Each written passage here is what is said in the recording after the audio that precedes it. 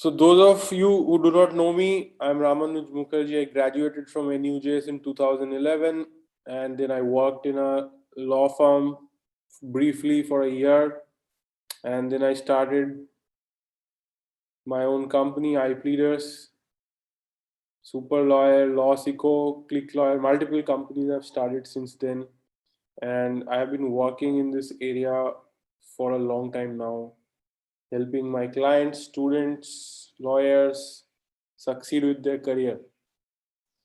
And today's discussion, of course, many of you are aware that we are going to talk about practices that make at least 2 lakh rupees per month and how you can do it, right? So we are going to look into the anatomy of a law practice that earns 2 lakh rupees per month. Obviously, it is for an independent lawyer, right?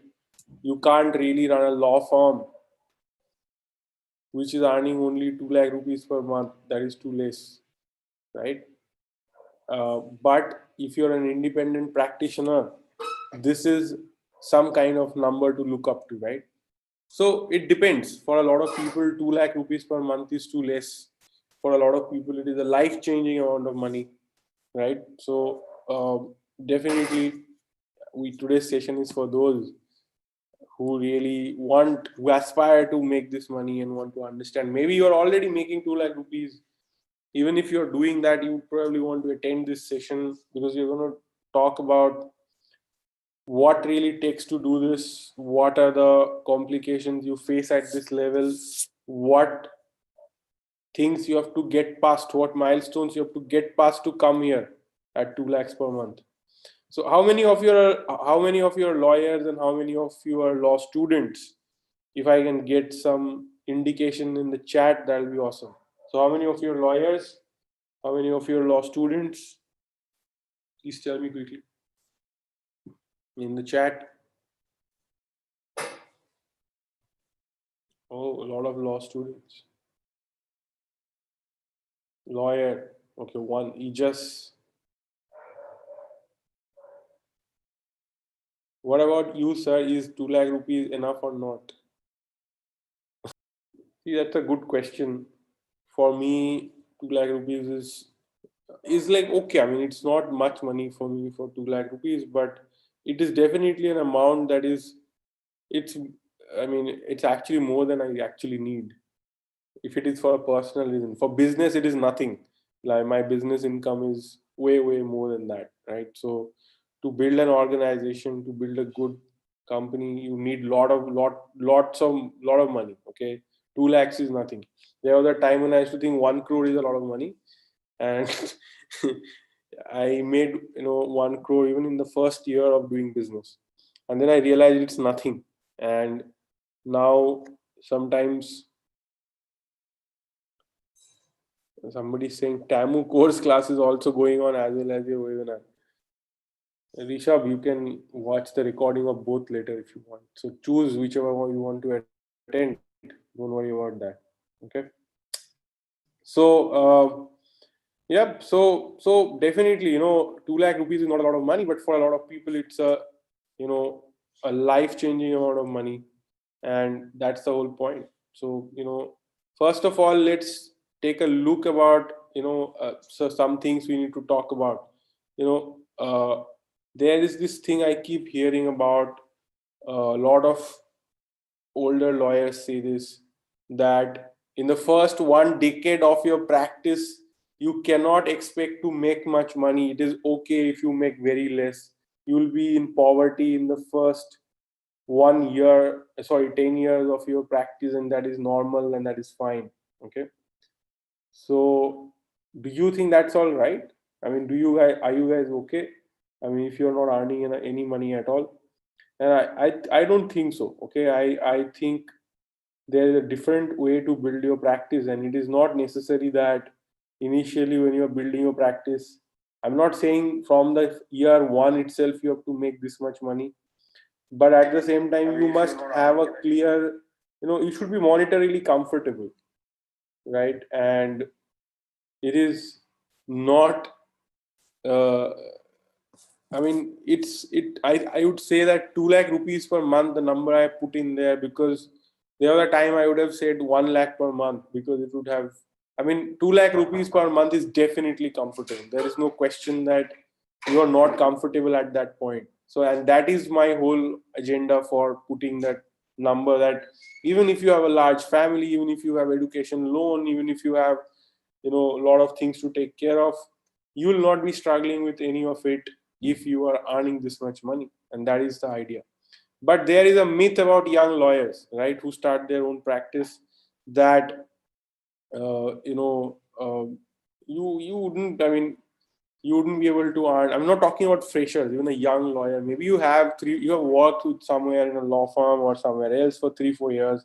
But the idea is that it's not possible, or it's not even appropriate to think of earning money and so on, right? And I don't believe in that. I think that is really, a lot of nonsense that is being put into the throats of young lawyers. And there are, I mean, I'll give you examples. In fact, today I have invited one lawyer who I have seen before my own eyes, starting and starting from a difficult place, and um, especially I have known him very well, and he has been a student at 𝘆𝗲𝗍 also. So during the time who grew from below 1 lakh, and now he's way more than 2 lakhs, very, very much comfortably way past 2 lakhs. And what it took, I mean, I'm going to invite him towards the end to come and share even his experiences. So whatever I'm going to tell you, you can actually see somebody who has recently done it, okay? And how it is done, and what mindset changes are needed, and what actually changes when you go from, let's say, 50,000, 1 lakh rupees per month in your independent practice to 2 lakh, and beyond that, what does it take? Okay.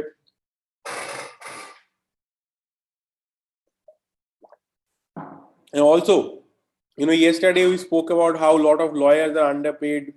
Many people are not even able to earn enough to survive or pay for their rent, pay for basic necessities. Even for those people who are struggling, I invite you to think about this, that when you realize what it takes to get at this level, at 2 lakhs, okay, it will give you a picture as to in which direction you need to work. So instead of chasing ghosts, you'll be working towards something more concrete and something which is more doable. And this is one of my objectives, my intention in today's session, okay, that you can actually live with a picture. So many law students are there, as I can see, apart from lawyers. And my intention is that you walk out of this session with a clear picture of what a practice like that looks like, so that if you want to build your independent practice, you'll have a clear direction, you'll have a clear agenda, you'll have a clear pathway for yourself. You'll not be struggling with, what should I do kind of situation. Because this, I think, is financial independence in a way. As a lawyer, if you reach this stage, you have reached kind of financial escape velocity. You are really not going to struggle beyond at this point. Like, you've got it figured out when you have reached this point. So how many years does it take before you can earn enough in law practice to sustain yourself? Everybody give me a number. I see a lot of people watching this on YouTube also, and many of you are waving or watching this on Zoom. Please tell me, how long, how many years does it take before you can earn enough in law practice to sustain yourself? Somebody is saying 1 month. Somebody is saying 2 years. Okay, 5 years, minimum 3 years, 5 years. 2 to 3 years. Okay. So 5 years, 2 to 4 years. So imagine, just to sustain yourself, just to reach a point where you can earn enough in a law practice independently, just to sustain yourself. People are saying, 5 years, 3 years, 2 years. Somebody answered a right answer, like, you should be able to do that in a month. As a corporate lawyer, it doesn't take much time, but for a legal practice, I don't know. Swapnil is saying, right? So my opinion is that even before you start your practice, you should figure out how you are going to at least sustain yourself, right? What is the methodology, how you are going to sustain yourself, where is the money going to come from, what is your game plan, how much savings do you have, how long will it last, within that time how you are going to start earning enough money. And you may have, your plans may fall apart, but you need to have some plans, and the better informed those plans are, more chances of you going in the right direction. So definitely, I don't think it should take beyond 1 month. So somebody said 1 month, I agree with that person that it should not. But the myth is like this, that 2 to 3 years, 5 years it will take before you can sustain yourself. I mean, sustenance is not 2 lakhs per month. Sustenance is like maybe, 40,000, 50,000 per month. Even that in a place like Delhi, or maybe in a smaller city, it can be less. And the expectation is so low for most lawyers that you are not sure that you can even make that. Okay. So where do most of our assumptions about this answer come from, right?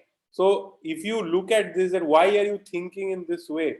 So Tara is saying 2 years. So why are you thinking in this way? Where is this thought process coming from, right? It is coming from certain assumptions. How did we get these assumptions? Where has it come from? Have you gone and checked in the market? Have you met a lot of lawyers and you have seen that they're taking 2 to 5 years, that they're doing a good job, but still it takes 5 years, 2 years, whatever? Have you actually gone and seen something like that? Where is this? What is the basis of this assumption? Okay. So if you start actually looking at it, you'll realize that society, and you guys are already giving the right answer, senior lawyers, seniors in college, and this is all myth. This is like a mythology around you. People keep saying this all around us, and then we end up believing it, right? We kind of acquire this from our environment. People are saying, but these are not actually verified truth, right? Have you actually gone and done a survey and found out that it takes this much time? But we have all these assumptions about how long it takes to succeed as an independent lawyer. Even I had this when I was in college. I heard so many bad things about how it takes 5 years, 10 years to build your practice, that I never even considered doing litigation at that time. Now, knowing what I know, I don't think like that. I see great opportunities in litigation even, and I don't think it takes years and years to build a litigation practice. Okay, maybe it was like that 20 years back, but 20 years back there was no computer, there was no internet. I could not do a webinar, you could not do a webinar, you could not even write a blog, right? So many things are different today. And obviously, if you are going to take advice from people who have built their law practice 20, 30 years back, okay, then you are going to get the advice that used to work at that time. It is not relevant to our times at all. Things have changed, and their advice does not take into account those things that have changed. So, honestly, if you are if you start questioning the things you have heard around you, if you start trying to remember that where did this idea get into your head, because once that gets into your head, you just kind of start following it blindly. You start walking like a zombie towards that okay, this is my fate, right? Some people are asking me questions about Jindal and like a lot of random stuff, okay, about corporate veil and doctrine of alter ego. See, I have a very specific agenda today. If you are here, trust me, you listen to what I'm talking about, it will be relevant to you. But I'm not going to divert into these topics. Maybe if you stick till the end, and if you ask me a few questions, I'll be happy to answer many questions. But at this point, I'll request you to ask questions which are actually relevant to what we are discussing, not completely irrelevant things. Okay? Because I'll not be able to answer those questions. I want to answer, but I can't, because I have a very interesting thing to talk about today, right? So what stories have you heard as a law student or a young lawyer about the great struggles of lawyers who try to build their own practice? It is scary, isn't it? Like all the horrible stories that you hear, right?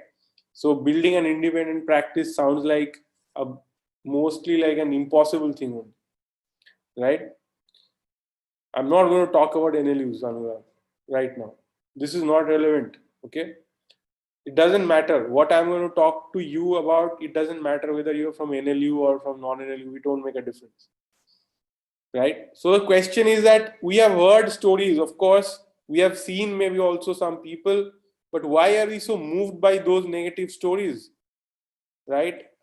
Don't we see any positive stories? Where have you ever come across a lawyer who has succeeded? Imagine every year, hundreds of businesses around you shut down, right? Have you seen businesses around you shutting down? Negative stories, right? Do you see businesses shutting down around you? Yes, no, maybe.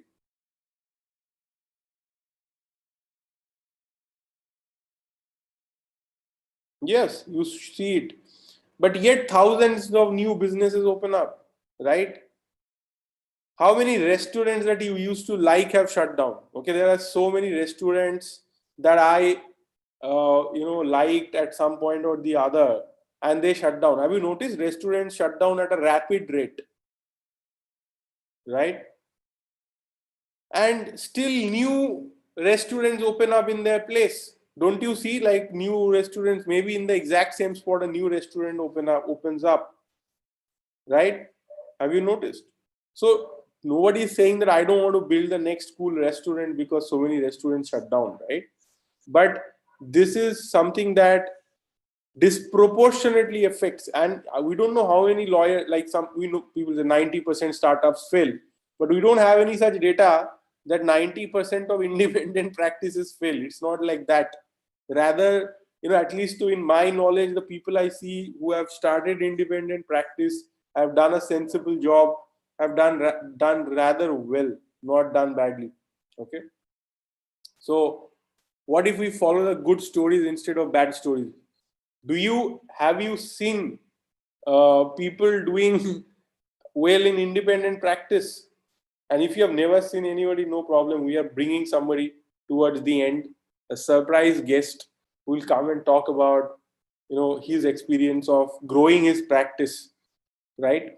And it's an unprecedented opportunity. Nobody talks about these things, and of course we at LawSikho talk about it, but this is a lawyer who's going to tell you. So what if we follow the good stories instead of the bad stories?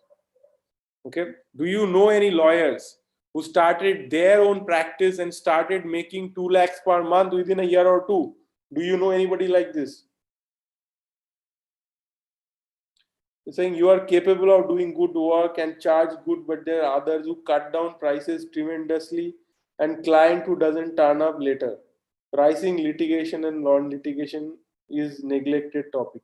Sure. See, you can assume there would be people who would be willing to charge less. Okay. But people, Parth is saying a very funny joke, Parth. Sure. But have you known other lawyers around you who are like in the same age group, maybe? Right? No, no, no. This is not funny. Just think about, there are do you know any seniors from your college, right? Do you know any lawyers who are young, earn more than, I mean, they are not going to tell you how much they earn exactly, but they are doing pretty well for themselves. Bought a nice car, maybe, right? Bought a nice house for themselves, right? Lives in a nice house. I don't know. Those are all things from which you can figure out that a lawyer is doing well. Maybe they have hired 1 or 2 or 3 lawyers, right? Once in a blue moon, we see and hear about such people.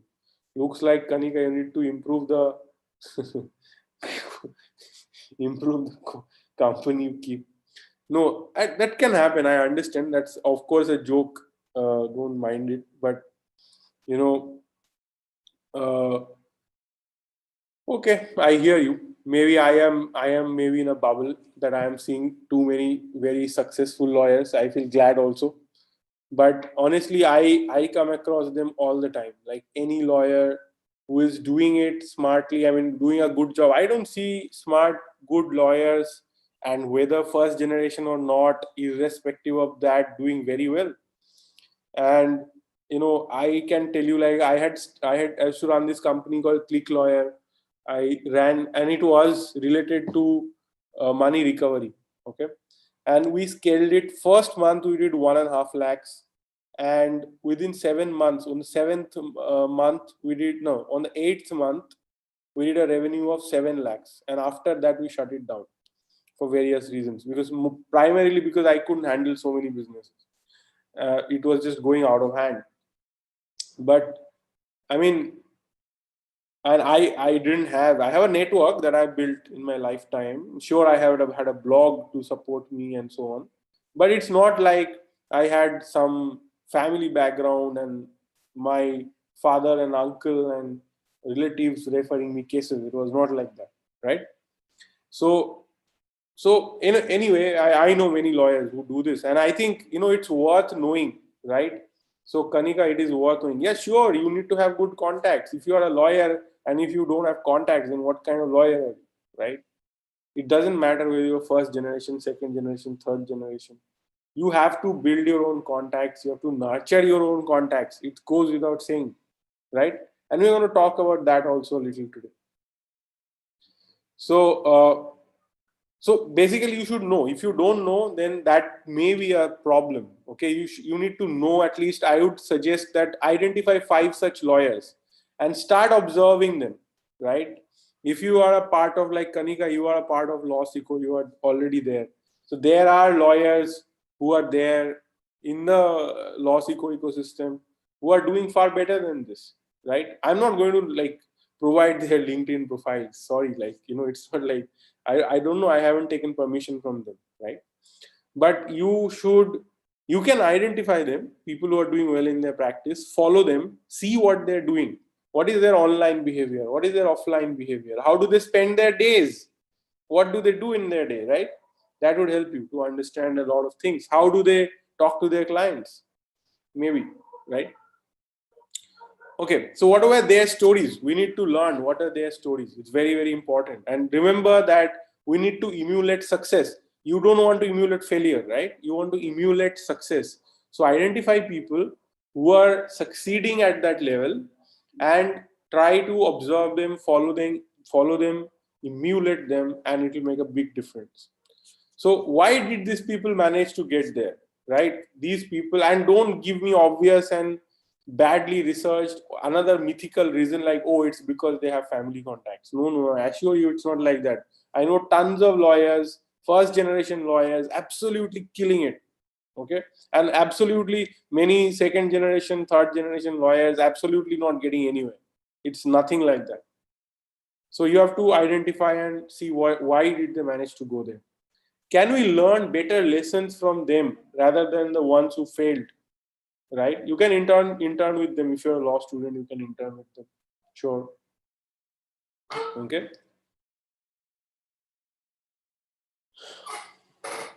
So let's talk about it, right? So we will get there. Now, what to do, how to do. Is 2 lakhs per month a reasonable target? So how many of you say 2 lakh rupees per month is a reasonable target? Even more important question, does that target inspire you? 2 lakh rupees per month, is it a target that inspires you? If it inspires you, write yes. If no, write no. Someone is like, at least 1 crore per month. Awesome. That's what I say. I agree with you. But you have to, if you already are at 50 lakh per month, then you can definitely target 1 crore per month. Otherwise, start somewhere. Yeah. Okay. So that target inspires you. So are you ready to work for 3 years, 4 years, 5 years? If you have to get there in 5 years, that's okay, right? You can work towards it. You can figure it out. Maybe you'll figure it out faster. Maybe it'll take you longer to get there, right? But it is worth figuring it out, right? At least set the target. Most people cannot even imagine and dare to have such a target, right? So it's first of all because once you set targets, things change. Okay, what are the misconceptions that people have about growing a law practice to this level? Okay, so forget misconception. What are the conceptions you have? What do you think about somebody running a practice? How do they do it? Like, for example, you said they must be connected to a family with a lot of influence and power. That's why they're doing it, right? So what do you think about such a practice? Why have they reached this place that they are earning 2 lakh rupees per month, which is so unimaginable for some of you, so difficult to reach for some of you? What is the reason? Why have some people reached there? Let's guess. Let's just take wild guesses. Even if it is wrong, no harm, because anyway we are looking for misconception. I would like to know how they build their client base. So Swapnil, right? How do you think, in your imagination, how do you think they build their client base? Just guess. Wild guess. Gurpreet, they have wide knowledge. So they have a lot of knowledge. Gurpreet, good. Number one misconception to talk about. Alisha is saying they have great networking skills and are proactive. This might be right, actually. But okay. 𝗂𝗲𝗿𝗃𝗃, planning. They are planning something. Sure, possible. 𝗃𝗲𝗰𝗃𝗃, extra talented maybe. This is also not correct. I can assure you, it's not correct. Taking risks. Partharaj is saying they are taking risks. So what risks are they taking? Can you have some thought on that? Sumant is saying they are networking a lot. Okay, Swapnil Shukla, going to court daily. Okay, they are going to court every day, and that's how a lot of lawyers are going to court every day and earning 20,000 rupees still, not 2 lakhs. Why is the reason? How do you get clients? How to maintain communication with clients? Very good, Ijaz. Very good question. How are they doing it? This is a question to think. Good knowledge, networking, planning, choosing correct clients. Very interesting, Jessica. Very interesting thought. Consistent in working online. They have online presence. Very interesting. Aditya is saying, I really don't know. Given up on this, right, Aditya? Rishabh Pandey saying interpersonal skills. Good evening, Pranav. Good evening, Gaurav. They study a lot, Mahesh is saying. Good marketing, Aditya. Very interesting. Good seniors background. They work with good seniors. Now they are making this much money. That's an also interesting method. Like, I have actually, sometimes I have seen some lawyers who have purely just worked with a very famous senior for 20 years straight in the same chamber, and then they became well known just on the basis of that. It happens. Long-term career planning. I have got 30, 40 new answers. They are consistent, have great skills, patience. Lawyers in India can't market themselves. Okay, I have got like tons and tons of great public speaking skills. Okay, so some of these are conceptions. These are lot of it is actually misconceptions that people have about growing a law practice to this level. Okay, if you're thinking that, oh, it is because somebody has a degree or somebody has great public speaking skills, somebody saying moot courts, okay, it will not help to earn 2 lakh rupees per month because you have done moot courts. Okay, sure, they might need in-depth knowledge. It may help that they have good public speaking skill. Everything helps, but it's not just that. So what is it? And definitely you don't have to be only connected with some family to do this, right? How to get past this misconception? So let's try to get past some of these misconceptions, right? One thing I want you to consider is that, first of all, most people are thinking of their practice. People who get trapped in a low income, okay, it is because they are looking at their practice as a way to make ends meet. Like, beyond that, they cannot think. All their planning, all their thinking, all their thought process, all they can think in a day is that how am I going to meet my costs? Okay, so let's say you have a cost because you have a family, you have to spend 50,000 rupees per month. So you are thinking that I am running an independent practice, how can I earn 50,000 rupees? Then you are caught in that survival cycle of survival, when you are just trying to get that 50,000 rupees somehow. Sometimes you make 60, sometimes you make 40. When you make 40, you are completely panicking. When you are making 60, you're very happy. Oh, this month I saved 10,000 rupees. But this is not how you can actually think of building a practice. Building a practice is building a business at the end of the day. Sooner you start thinking of it as a business and not as a way to pay for your basic needs, the better, right? You realize that, oh, this is a machine, this is a business. I need to feed the business, I need to grow the business. The business has its own life, right? The business is an entity of its own, right? It is not there only to meet my needs, but it has to grow as an organization, as an entity. And if you can grow it, obviously you will get more money from there. But you start thinking of the practice as a thing, as an entity. Okay. And the sooner you do this, the better, because a lot of people are never able to do it. And if you don't do it, it is very hard to go past that minimum survival money. Okay. So this is a mindset of meeting the ends prevent you from thinking in the right direction. So one thing you have to realize is this. Okay. So I am asking you to think. There are multiple questions to answer. If you're trying to plan, somebody said I have to plan this. How am I going to earn 2 lakh rupees per month? That's very true. Once you decide that I want to earn 2 lakh rupees per month, not because I need this money for XYZ requirements, but because this is my target. Like, this is what I want. This is a game. Like, I want to earn 2 lakh rupees. This is my target. Now, then you start thinking backwards from there, that how do I earn 2 lakhs? What do I have to do to earn 2 lakhs? What does a business or how does a law practice that is earning 2 lakhs look like? How can I replicate it? How can I build it? So now this is the first breakthrough you will have if you are going to be on the way to earning a larger sum of money. 2 lakh rupees is just a number. If you can do 2, you can do 3, you can do 4, you can do 10, because it's only a matter of time. Once you realize how to grow your law practice, you can keep growing it. But what kind of work would you have to do? This is when you start thinking of it like this. Okay, I have to do 2 lakhs. Now let me calculate backwards how to do this. Oh, how many? Then you think, okay, what kind of work should I do? Okay, should I take any matter that comes, or should I target a certain kind of matters? Is there an ideal client for me, that this is the client who gives me the most profitable work, takes least amount of time, or at the same time the ticket size is high and it is a recurring thing, and these clients are very happy with my work, they refer more clients. And there would always be certain kind of work and certain kind of client that is a drain on you, that is not profitable, that does not work for you, you're not happy, you're not able to do a good job at it.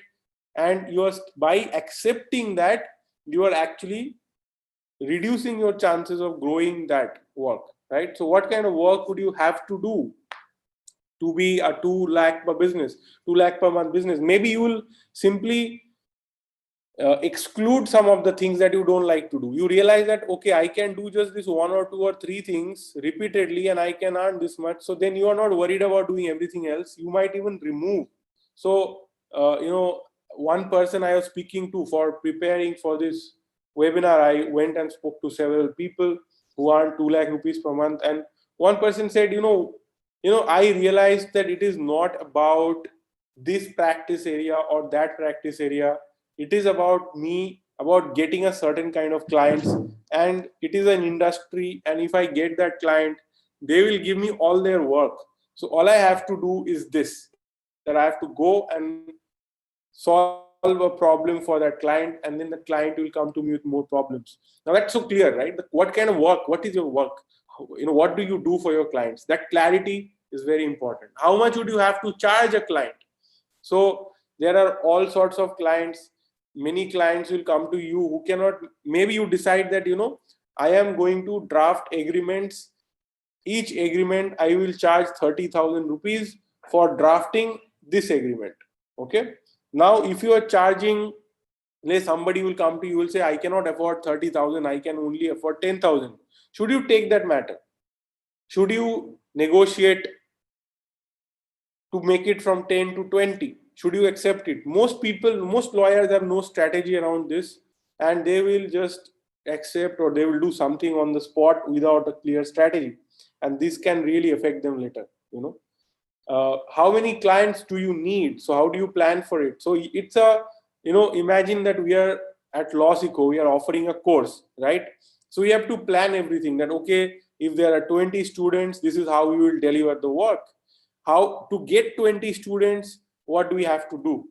Do we have to market it? Do we have to run advertisements? Do we have to go and talk to people? Can I go and talk to a college? What exactly? There are thousands of ways to get 20 students, but what will I do? What works for me? How, what would cost what? How much time it will take? There is a bunch of things to consider, right? Customer satisfaction, somebody is saying, sure. Deferred payment plan, many things, right? So that is another thing. What is my USP? So my USP can be that there is a very high client satisfaction. My USP can be that I am accepting deferred payment, I don't know, like, whatever.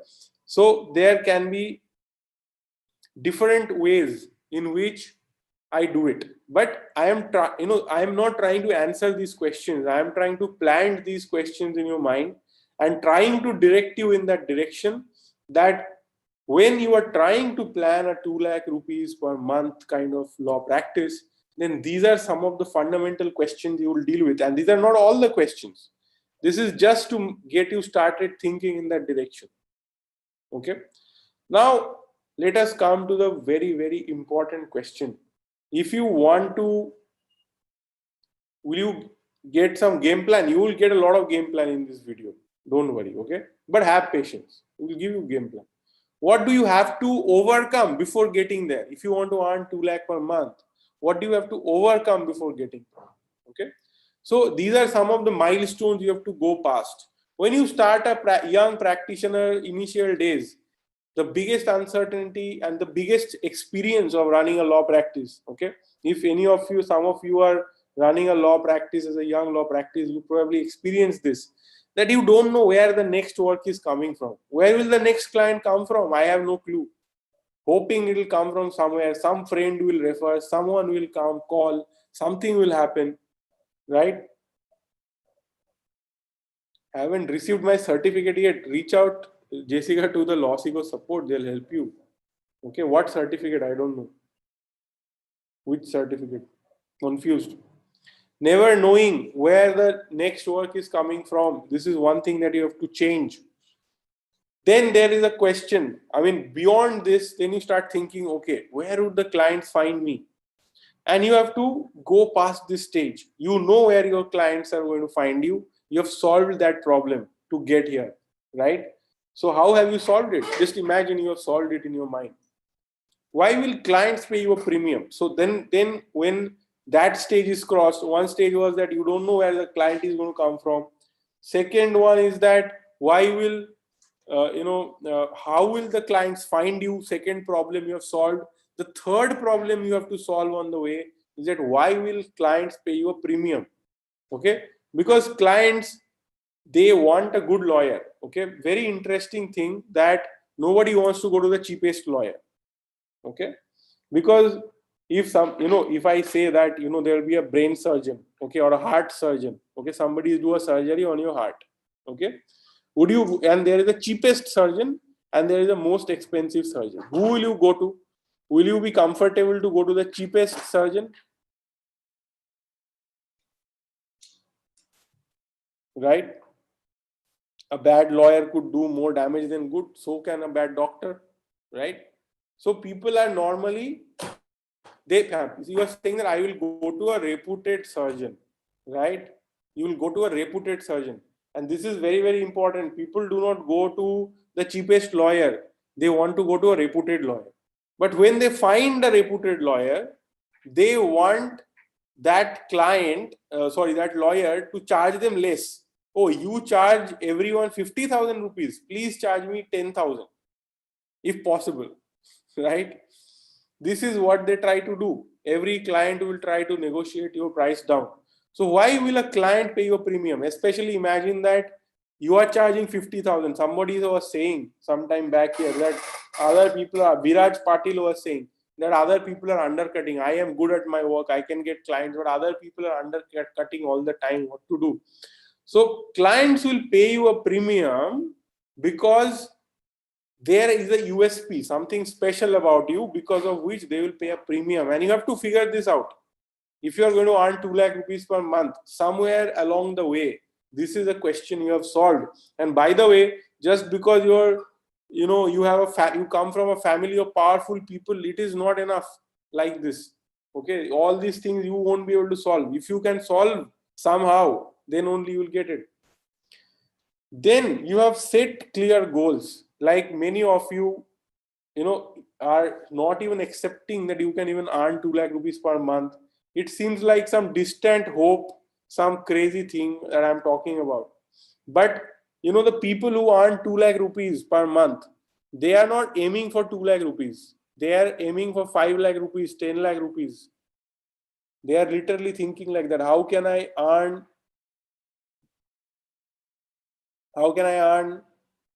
5 lakh rupees? And they are thinking like that. And that is why they are building a system, they are building a process, they are thinking of it that way, that how to do it so that I can earn. So 2 lakh rupees comes on the way. Okay. But they have goals which are bigger and higher. And that gives them that drive. Okay. Somebody who's not even feeling that they want to earn or they deserve even 1 lakh rupees. They're like, bhai, 1 lakh rupees kisi tarike se ho gaya na, तो life बन जाता है बस. If somebody is thinking like that, then they will never get to the point where they are earning 2 lakhs. But somebody who's thinking, I want to earn 5 lakhs, they are more driven towards it. Okay, I lost client. Bhavatarin is saying recently, saying 30K is more. In case we lost for Apple, we will come to you. Correct. So people are leaving. They are not willing to pay you a premium, and this is a problem, and it is not an unsolvable problem. It can be solved. How to solve it, that you have to figure out. Okay, so people have solved, many lawyers have solved this problem, and we're going to talk about how to solve it. Okay, so now setting a clear goal, and many goals maybe, is very, very important. And higher goals, if there is a small goal, it will not inspire you. Okay, if it is a small goal, then you will not feel like getting up from your bed and working, right? You need to have a goal for which you can jump out of your bed, you are inspired, you are ready to work hard for that goal, because you believe that that goal is achievable. If you think that goal is not achievable only, then you'll never be able to work like that. But if you believe and you see that it is achievable, then you will be ready to move heaven and hell to achieve that result. And this is very, very important. So to have a goal that you can actually own is very, very important. So number one thing, okay, most of you, if you are stuck with a low income, maybe you're stuck at 1,50,000, I don't know, 30,000, you are probably not spending enough time thinking about where more money will come from. Can you imagine? This is the basic, like it seems too obvious. Okay, when I am saying this, some of you might be thinking I am saying rubbish. But how much time do you spend in a day thinking on it or working on it, that how much, where will more money come from? It's not going to fall from the sky. But why clients will pay high to young lawyer, especially in trial courts, blah, blah, blah. I will bring a young trial lawyer today by the end of the session, and you will see why people pay more. Okay, it's not a problem. The old lawyers are so much in demand. You can't even if you pay, you can't get their dates most of the time. It is very difficult to get. If you can find a good young lawyer, you'll hire them. I have hired young lawyers so many times for my cases. Why won't I hire? Many young lawyers are doing very well. It's not like this. Okay. I am not going to give you answers like this. If you say, sir, what is this? What is that? Listen to me. If you don't want to listen, leave. Okay. I am not going to change the direction of you put the questions. I will answer them at the end. Okay. All relevant questions are welcome. But if you create, what is the answer? What is the answer? I'm not going to give you the answer right now. Okay. If you don't have patience to listen to me for 1 hour, I am not charging you any money. I'm doing it all free of cost. If you do not want to listen, don't listen, leave. But don't interrupt. Okay. Now listen, have the patience, develop the patience to listen and learn. First big problem is that you are probably not spending enough time thinking about where more money will come from, right? So all the advocates here, and obviously if you're a law student, you're not thinking at all. You can also think about it. But do you think about it? Do you spend time researching, working on it? That where am I going to earn more money? How many hours do you spend in a day figuring this out? Okay, do you spend 1 hour a day? 15 minutes a day? 10 minutes a day? How much time? I have been working with a lot of lawyers. Okay, I have worked with so many lawyers we have a course, legal practice development and legal practice development and management. In that course, we have worked with a lot of lawyers, and I always ask them that, do you have a designated time where you plan, where you work, where you do your business development? They no, I don't have time. I am so busy. I am going to court. I don't get time. I don't get time. I have no time. Too bad you don't have any time. If you don't have any time, then you'll never be able to do anything. This is one big issue. Okay? Please understand that this is a massive issue that a lot of you are facing, that you are never going to earn more because you spend no time figuring out how to earn more. You are hoping that somehow by doing what you are doing regularly, it will automatically, organically, somehow it will increase. But what if you spend 1 hour a day, 1 hour a day, you have a designated time that this is when you sit down and start thinking about this, that how am I going to have growth in my practice? How am I going to charge more money? How am I going to develop my USP, a unique selling proposition, because of which people will be happy to pay me more money, right? See, right now you're operating from what you have learned from your environment. People have said this is possible, that is not possible. In college you have heard this is possible, that is not possible. You're operating under those beliefs. I'll give you an example. I am from a family where nobody has ever done any business, okay, before me. And people have, so I grew up hearing what from my parents, from my relatives, that only bad people do business. Only liars are lawyers, this kind of stuff, right? And similarly in business, you need a lot of capital to start a business. And if you start a business, then for the first 3 years, you will be making a loss and you will be making profit after 3 years, somehow automatically. Okay, all this kind of stuff. So I thought that, for somebody like me, I have to do a job because I have no capital. My family has no capital. So I was under that belief. But then someday I saw one guy has actually built in my college. I was at NUJS. When I was in my 4th year, there was a guy in 5th year. He started an LPO. He was a partner in an LPO, and he started this LPO with an American guy. So he opened an office in Calcutta and he posted the picture on Facebook. So I went to see him. I asked him, it must have costed you a lot of capital to start this business, right? How much did you spend? And he showed zero. I did not have any capital to start with. Okay, I did not have any capital to start with, he said. And I said, huh? Without any capital, how can you start? To start business, you need capital. Because this is what I learned from my environment. And this is the holy truth, right? You have learned from your parents. Everybody says that. I was under that assumption.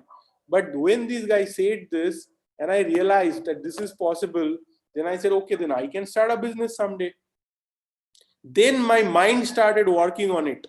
Because until then, my mind was blocking any possibility that I can ever start a business. But today I run a business. I have started multiple businesses today. All of them have done very well. We have crossed more than multiple crores of revenue every year. Okay. How is this happening? It is happening. I never had any capital. How did I start? I did not even raise any venture capital. I did not even take any outside capital. I am running these businesses profitably for so long. I've been in business for 10 years almost now. And I'm running it successfully. Now, for you guys, it is similar, that so many misconceptions and blockage you are carrying in your mind that people have fed you. That, oh, it is not possible to charge more. Oh, it is not possible to have an USP for a young lawyer. Oh, it is not possible to do this, not possible to do that. Have you actually gone and checked? Have you tried and failed? It is mostly you, the society have told you, people around have told you, you believed, and you have been operating from that belief. You have not checked the truth. You have not found out the truth. Okay? And if you start looking, because every time you see a young lawyer succeed, you write them off with some excuse that, oh, it must be connected with someone. Oh, must be doing something wrong. That's why he's successful. You do not consider that he knows something that you don't know. You do not consider that he's doing something that you are not even observing what he's doing, and that he's succeeding. Now, that is what I'm asking you to do. Give me some time. It's like half an hour more to listen to me, that you are probably not spending enough time. This is basic question. Go and check how much time you spent in the last 1 week trying to grow your practice, thinking about even how to grow your practice. Do you have in your calendar, most of the lawyers here would have a calendar where they have something, okay, that in this, Swapnil must be from NLU also. Yeah, thank you for that one. So they have, this day I have an appearance here. That day I have a client meeting. They have written all these things in their diary. Open that diary and show where it is written.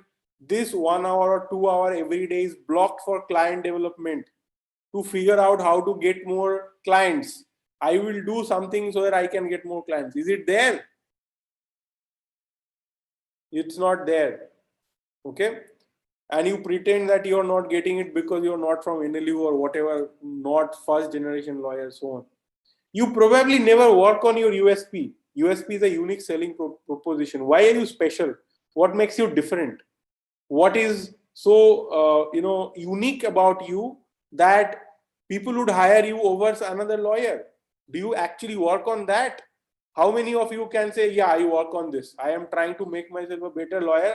I have found my USP and I'm working on it. See right here that yes, I have done it. In the chat, you can write. Okay, that yeah, I am doing it.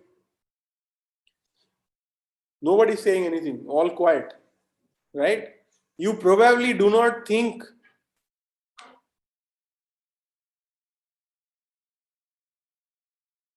You probably do not think enough about how to build credibility with your existing network.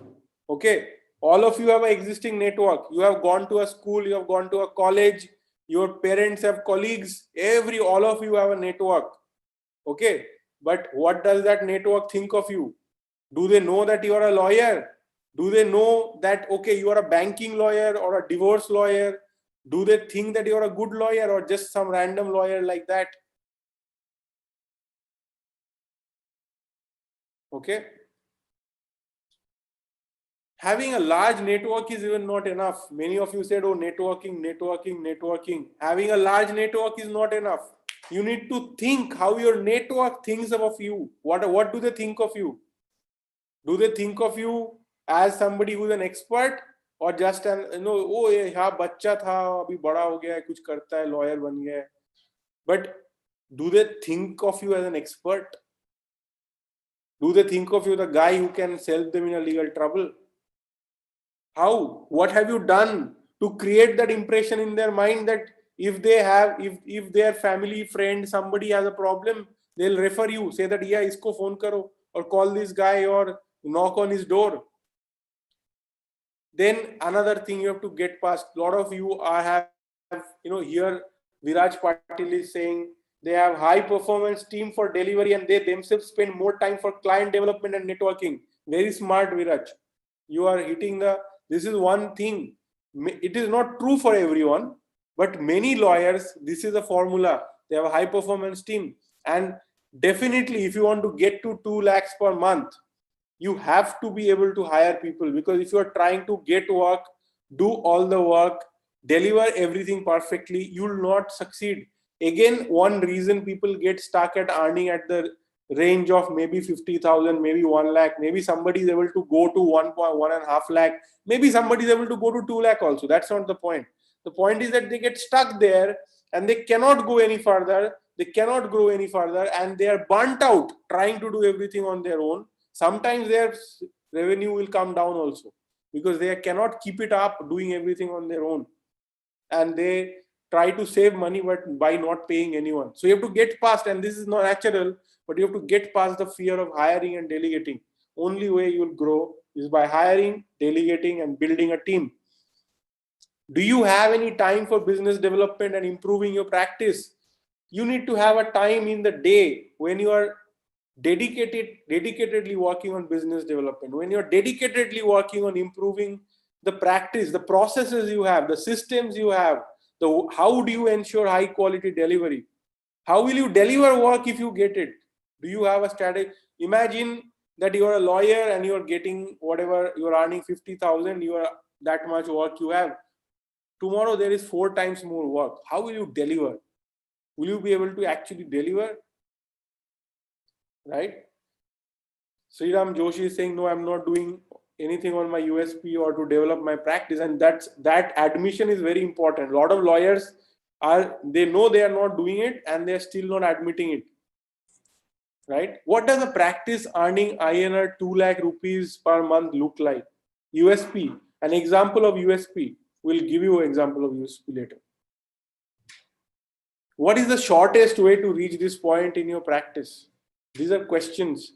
How to identify unsolved problems or pain points of your clients that you can resolve to create an USP. This is what is an USP is.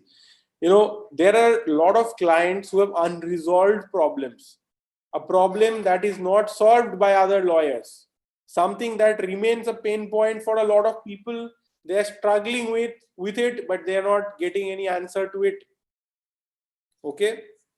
Have you ever do you know any such pain points? Forget law. Around you, look around you. Do you ever see there are pain points, that there is a big pain point people are facing, and then somebody builds a company and solves it and gives you the solution, and suddenly they are running a big business? Does this happen? It happens all the time, right? Every bloody company, right, Aditya? Every company is doing this.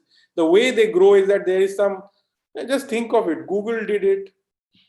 We are using Zoom. Zoom is suddenly a huge company. How? Because there's an unresolved problem. People want to do online interaction, high quality, and then they built a software to do it. Works better than everything else. Great. Same thing for everything you can think of, right? Uber, Swiggy, anything. Identify unsolved problems or pain points of your clients that you can resolve to create an USP. Now in law, are there unresolved problems or pain points of clients that you can resolve to create an USP? When I was building Click Lawyer, I identified one problem that, okay, and for problem and solution, you're giving a unique solution, which other lawyers are usually not giving. You're able to come up with a unique solution that is making life easier for the client. That is your USP. For example, imagine that it is lawyers are saying, okay, check bounce case, we have to go to court, it will take forever, it is going on and on and on, and you figure out that, okay, I can go under NCLT and approach in this way, I can cut down the time for recovery, and I can help. Now, if you can, that is an unsolved problem. Now, if everybody figure this out and they start, going to for money recovery problems, a very, very good USP solution is going to MSMED. Under MSMED Act, there is a authority for arbitration and stuff like that. So those things work really well. But this now slowly some lawyers are picking it up. But when at Click Lawyer, we are doing these kind of things even back then already. Okay, long back when nobody else was even trying it. And like bunch of other things, lot of creative things. And all lawyers, I can assure you, who are succeeding, they have some USP. They figure out some way. If they are succeeding very big, then they are figuring out some way to deliver value for their clients where other lawyers are not giving a solution. So you have to be in search for such opportunities where there is a problem which is unsolved, unresolved, and you can solve it. How can you solve it better than other lawyers? Can you give them a solution which is better than others? Okay, why creating an USP is important to differentiate yourself from other service providers, and why this will give you an edge. Okay, because I really cannot think of any way to build a successful practice if you don't have any USP. If you don't have USP, and USP can be many things. USP, sometimes the USP of a doctor is that he's kind to you. He talks to you nicely and you feel more confident. When that doctor gives you injection, you don't feel as much pain. That is USP for you to go there, right? So same thing for lawyers. A lawyer who makes your life easier might even be an USP. But different people have different needs. So what is your USP? If your USP is that you are charging the least amount of money, then it's a big problem, because somebody will come tomorrow and charge less than you, even lesser than you. So what can you do that others, people who are ready to pay more money and they are not looking only for the cheapest lawyer in the market, which is anyway not the case, then how can you survive? And what can you provide to them? How can you attract those clients? We have Amish Agarwal with us. Amish, you're here, right? Yes, so we'll add you in couple of minutes, 5 minutes. I just want to run through a few more slides and then add you. Okay, I will just add you into the panel. Just give me a moment. Amish is our expert today. He is somebody who is doing much more than 2 lakhs, like way past 2 lakhs point. But there was a time when he was below 1 lakh, from a time when I know, right? And he's going to share some of his journey and some of his learnings on the way. So before that, just I want to run you through a few more slides. So why solving one problem reliably with a strong differentiated USP is better than doing many different things at once. Okay, sometimes you just have to solve one problem reliably with a strong differentiated USP, and you don't have to do everything in the world, because earning 2 lakhs, even if clients are, say there are 20 clients who pay you 10,000, it is enough to earn 2 lakhs. It's not so much money. Maybe you're charging 50,000 per client and you can just get that from 4 clients. Okay, you can have 4 retainers with 4 companies doing this, and there are n number ways to reach this number. You just have to find one problem that you can reliably solve, and enough people have this problem, big enough market, right? And then you can go and solve it and create that for yourself. Do you spend time on service innovation and process improvement so that you can differentiate yourself in terms of results and client experience? This is also very important. All the other lawyers are sitting with their clients, listening to their clients, going on for 3 hours trying to explain the problem, and you are just sending a form asking them to fill it up. Okay, and they are able to communicate clearly in a much less time, and the following interview is much shorter, right? It's a process innovation. You automated something, you made something more efficient. That's amazing. Okay, but most people do not spend any time thinking, how do I differentiate my services? How can I improve my services so that my clients are, maybe you are using a software which sends an SMS to your client every time there's an update from the court, every time there's an order from the court or whatever, like something moves, he gets a message. What an amazing service, right? Half the time clients are chasing the lawyers trying to get a response, and this is happening. Maybe you just have hired a decent secretary who's at least keeping the clients informed and facilitating them to get whatever they want to get and talk to you in a systematic manner, and not having to chase you around the town trying to catch hold of you. Recently we had done a survey of in-house counsels, and we asked them that what are your experiences with litigators. Most of them said they are pathetic. They take matter from us, then they don't respond properly, they disappear in the middle of a matter, they forget to appear, and they don't inform us. We suffer with them so much, we have to sit on their head. It is so hard to find a reliable litigator for us. They said this. So it's very important that you work on service innovation and service delivery and improve it, Do you have a dedicated time allocated to business development? How do you spend that time? Again, I may be repeating this question, but I can't emphasize this enough. Half of you can significantly increase your actual income if you just have 1 hour a day. 1 hour a day. I'm not saying whole day, half day, nothing. 1 hour a day. If you dedicate to properly figuring out how do I improve my client acquisition. Okay, 1 hour a day you dedicatedly spend, and it will change your practice.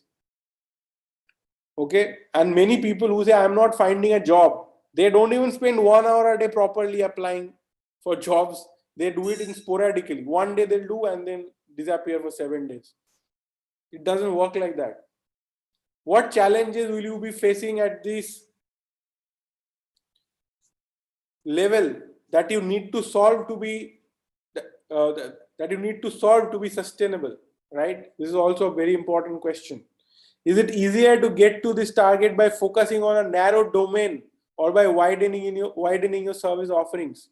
So Amish today will have a different story to tell, but in my experience, I have seen that focusing on a narrow domain has always worked brilliantly, because it becomes easier to deliver the service. When you are delivering 10 different services, to deliver it high quality gets harder and harder. You have to build a bigger organization to do it. But when you are having very focused, you can scale it much faster, because your service delivery can be very simple. Okay, training your team, building a team, everything becomes easier. Your marketing becomes easier. You can't market, let's say as a lawyer, sure, you can do business development activities. That becomes very sharp. Your brand becomes focused, many benefits. So I'm a big fan of focusing on a narrow domain. How to find matters with more margin and why it is important to focus on those matters. If you are already practicing, you can look at your practice, that what have been those what work you have done in the past which had high margin, where you didn't have to spend too much time, yet you made good money, or your clients were very happy, they referred other clients. You can see those success indicators and you can focus more on those matters, right? And you can also find matters with more margin by targeted areas where there is high demand and low supply. That is where skill development also comes into picture. You can see in the industry where there are high demand. Okay, if I ask you, can you give me some areas right now where you think there will be high demand for legal services, or the industry is really growing? So it is worth exploring if there would be some opportunities for high margin work. Can you guys give me some examples in the chat quickly? Content creation. Anything else? Insolvency, arbitration. You guys are thinking in wrong direction. IT companies, Ghazal is right. Design, trademark. Don't think of practice areas like this. Merger, acquisition. This is not how you think. Think, okay, which are the industries which is growing like anything? EdTech companies have grown like anything. EdTech investment in India has grown like anything. What kind of problems will EdTech companies have in the future? Okay. Telemarketing is growing like anything. Telemarketing. E-commerce is growing like anything today, post-pandemic. So what would be the demand from those markets? What is there which will have a lot of demand and less supply? If you start looking like this, you can find out what would be high margin work. But many of you are not spending any time thinking about this. How can you forge partnerships with other professionals to get referrals? And we want to ask these questions to Amish, because he has done a great job at this, right? But you need to spend time thinking about this. Okay, there are other questions. Does it make sense to work with clients beyond your geographical location? Okay, consumer law and consumer court is a very good example of a very high demand area where there is low supply, because most lawyers think this is some very small matters, this must be really bad. But there are law firms who have built a great consumer law practice and serving companies across the country, and it's like $1 billion business in India, consumer court, consumer law. And yet most lawyers think this is too small, small consumers. If the consumer is filing the case, there's a brand also coming to the court. right? I know lawyers who want crores, not like 2 lakhs, earns crores by doing consumer court work. One problem is that you have to work in one district, so you cannot do that. So you have to go beyond your geographical location. So good timely example. So if you want to make money in consumer listing, you have to figure out how to create an alliance of lawyers in different states so that you can actually distribute the work across different districts and serve a company in many different districts. That is their main challenge. How can we get our matters across India resolved? How you can unlock value by solving problems that straddle across jurisdictions. There are a lot of matters. I'll give you an example. Whenever there is a financial fraud, scam, right? All these phishing scams, they're always across jurisdictions. If the victim, the target is in Delhi, then I bet that the person who's doing it, the fraud, will be sitting somewhere in a faraway state, Tamil Nadu or Gujarat or Patna or like some other place which is really far away, so that police wouldn't go from here to there to catch them. So they are taking advantage of the geographical distance, knowing that police will not chase them across states, and that there you can actually unlock a lot of value by recovering such amounts easily by connecting with a lawyer in that jurisdiction. And there are ways to figure this out. I'm not going to give you all the answers today, but such problems which have multi-jurisdiction issues and jurisdiction problems, it is a great opportunity for you to create that kind of relationship and unlock value. Okay. Another question that you'll have to answer is, how are you going to build a brand that inspires trust over time? So when you are delivering such good result over a period of time and you're working on your presence and people get to know about it over time, you build up phenomenal brand. Okay. You have to see how to ensure high number of incoming leads predictably. This is a big challenge that most of you completely forget to look at. What are you going to do that a lot of incoming leads are coming predictably, regularly approaching you? Okay, this is a problem Amish has solved. For example, anybody who gets to that 2 lakh point have solved this problem. And there are no one answer for this, how you can do it. Maybe you can run a phenomenally good blog. Maybe you are organizing events. Maybe you are networking with people one-on-one, going and meeting people, right? Many ways to do it. There is no one way. But you need to build a system that there's a high number of incoming leads coming predictably. How to ensure that you convert a large number of your incoming leads? You need to have a system. By the way, how to generate leads, how to convert leads. You have done webinars on these things in the past.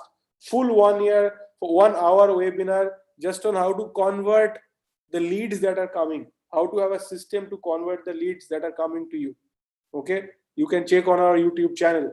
Please watch that also.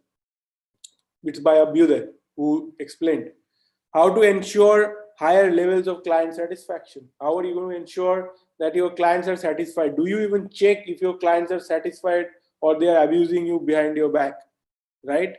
So how do you know? Okay, are your clients writing testimonials for you on your LinkedIn?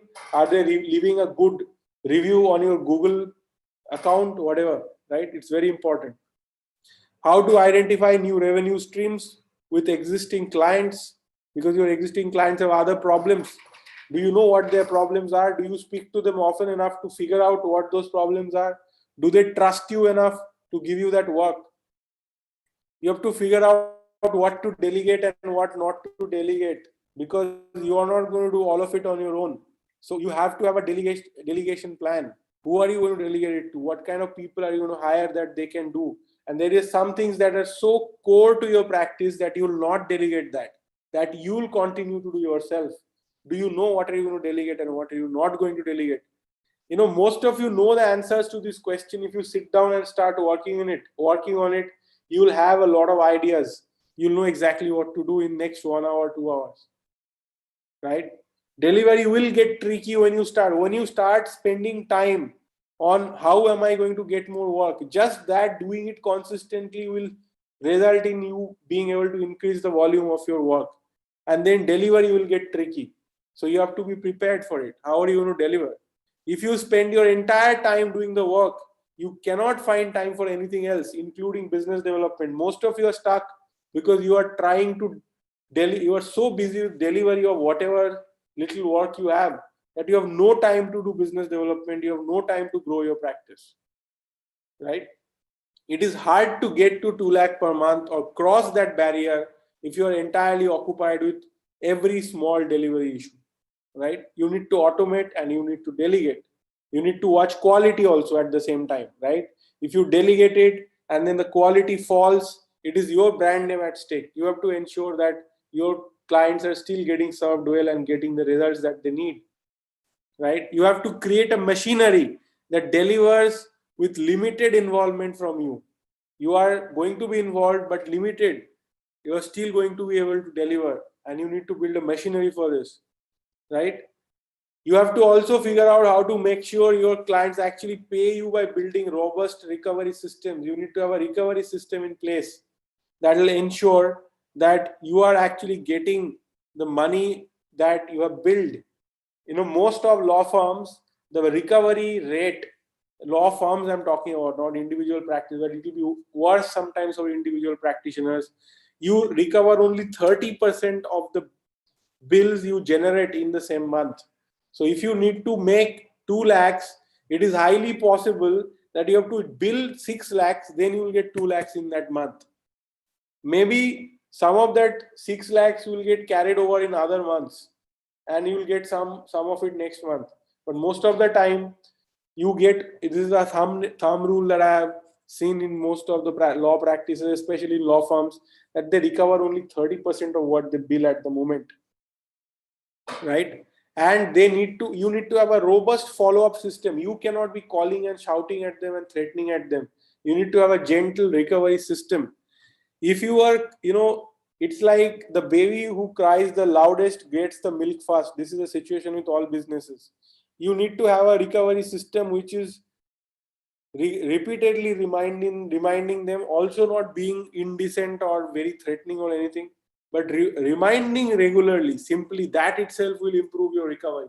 But most people have no system like that in place.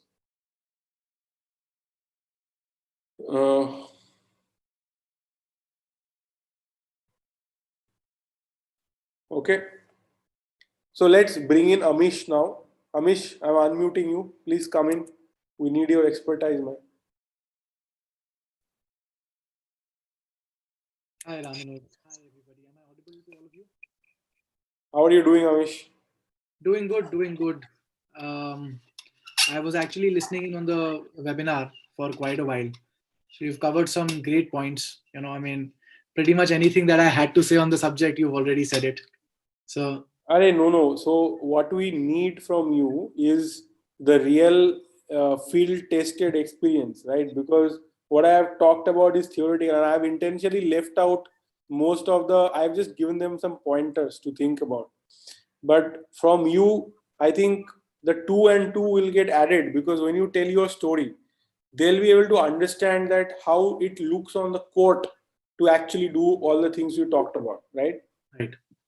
Yeah. So if you can start by, just talk about your practice, what you do, what kind of matters you handle. Sure. So I'll give a little bit of a brief background and a little caveat as well. As Ramanuj said, if anybody wants to, discount what I have kind of learned, and they can always come up with the excuse that I do have a legal background, I have a family full of lawyers, and therefore I had it easy. I will definitely not say that it is all me.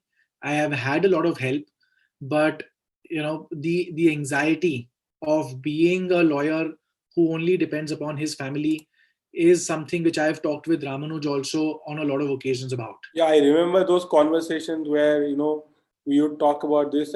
But honestly, it's not like, most people think, sure, you had help, like you got your initial cases, maybe you got to learn some of the things faster than you got to work with a public prosecutor. Yeah. Right. Even if somebody without that connection might be able to get that, right? It's not like it is impossible to get it. Of course, goes without saying. Right? It's not. But I don't think whatever that your practice you built today is because somebody else has built. Would you say that somebody else built because you are struggling at a point of time just like anybody else? Absolutely. In fact, even when I would get cases, I would not really even count them as revenue. If it was matters which were perhaps directly referred by some very very close relative of mine, I would not really even call it my own revenue. I would say this goes into, like, say, my father, who is a senior advocate. If he has referred the matter, it's not my money, it's his money. It goes into his pool.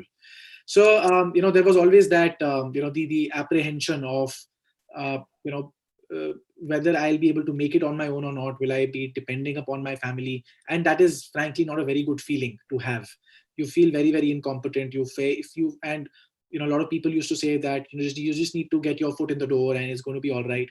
But let me tell you this, this is something that does not really go away for any advocate. In fact, I have had conversations with very very senior advocates who also say that they themselves also from time to time feel that things might not work out. They don't know what's going to happen, because this little sense of uncertainty will always be there, and especially because of the kind of nature that the legal profession is. However, there are, at this stage now, I can confidently say that I am confident in my abilities and in the fact that I will not starve to death as a lawyer. And I think that's a very big understatement. yeah, I mean, because that's one thing that I think a lot of lawyers have to struggle with. The fact that, you don't know.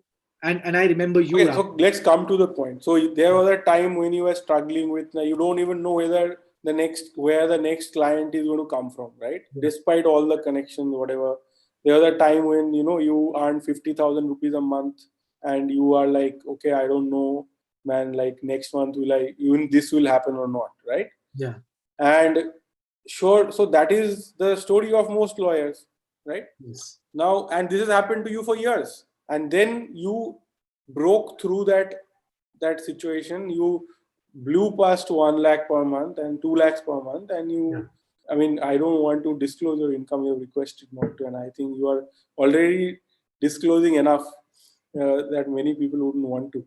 But so what's interesting is that this thing of having a recurring amount of money more than say 1 lakh rupees happened only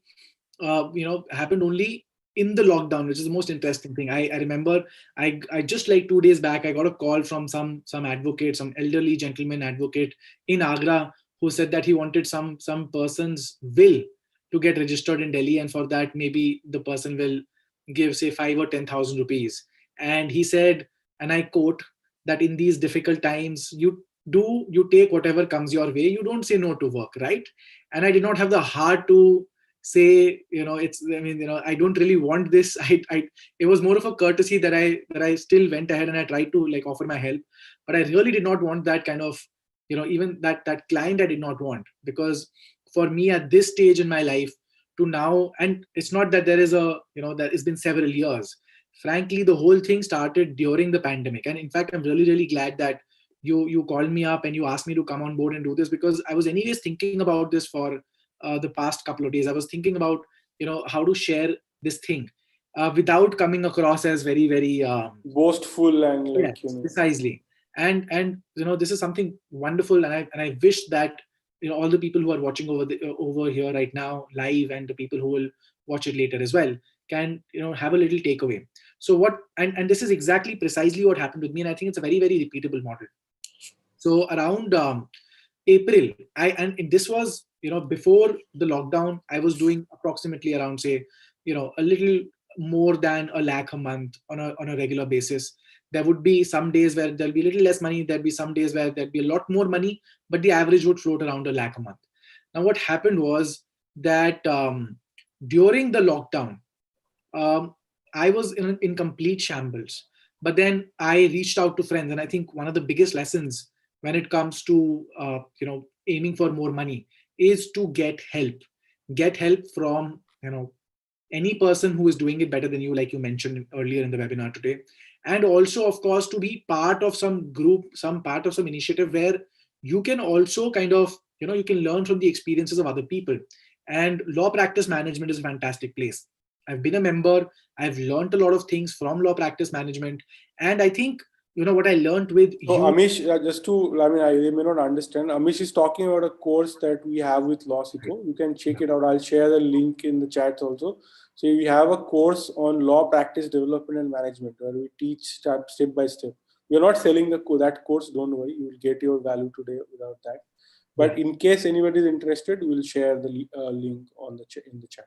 Yeah, please carry on. Yeah. So, the kind of value that I learned from you, from Nipun, from 𝗵𝘰𝗰. So all of these things, I think, set the framework. But I think, you guys gave the tools, and I just had this little philosophy, which you also talked about on a lot of occasions, Ramanuj. I cannot give you enough credit, man. You and Abhyuday, you've motivated, you've inspired on several occasions. And, just as a little final hammer on the nail, what happened was around April, I had this coach who I have worked with from time to time. You also know about him as well. He said that he's starting this little mastermind of people who are kind of aiming to get together their act during the lockdown and not feel down in the dumps. And all of a sudden, from feeling completely, I felt like this is the end of the world. No clients calling me. Even my existing clients have just kind of vanished because nobody cares about their court cases anymore. The only thing that everybody cares about is the coronavirus pandemic and how it's going to engulf us all. And so around April, I was in complete shambles, and that's the time that this coach reached out to everybody in his network. I also joined, and I remember telling him that my average income is around ₹1,00,000 a month right now, and he told me to set a goal, and I said, all right, I think 2 lakhs is a great goal. Right, which also goes back to what you said as well, that if you keep a goal for 2 lakhs, you are not going to get to 2 lakhs, right? But at that point of time, I said 2 lakhs would be amazing. That'd be fantastic. And the guy stopped me right there and then and said that if you're not keeping a minimum 10-time goal than what you are having right now, what we are doing is also pointless. And so I said, all right, I have faith. I mean, not even faith. It's just like, I'm doing it because you're saying it, and I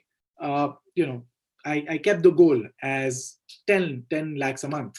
I kept a specific objective goal. And of course, just the very next day, the guy also managed the expectation, said that this 10 lakhs a month does not mean that you have to achieve it within the next, say, 6 months or 12 months or something.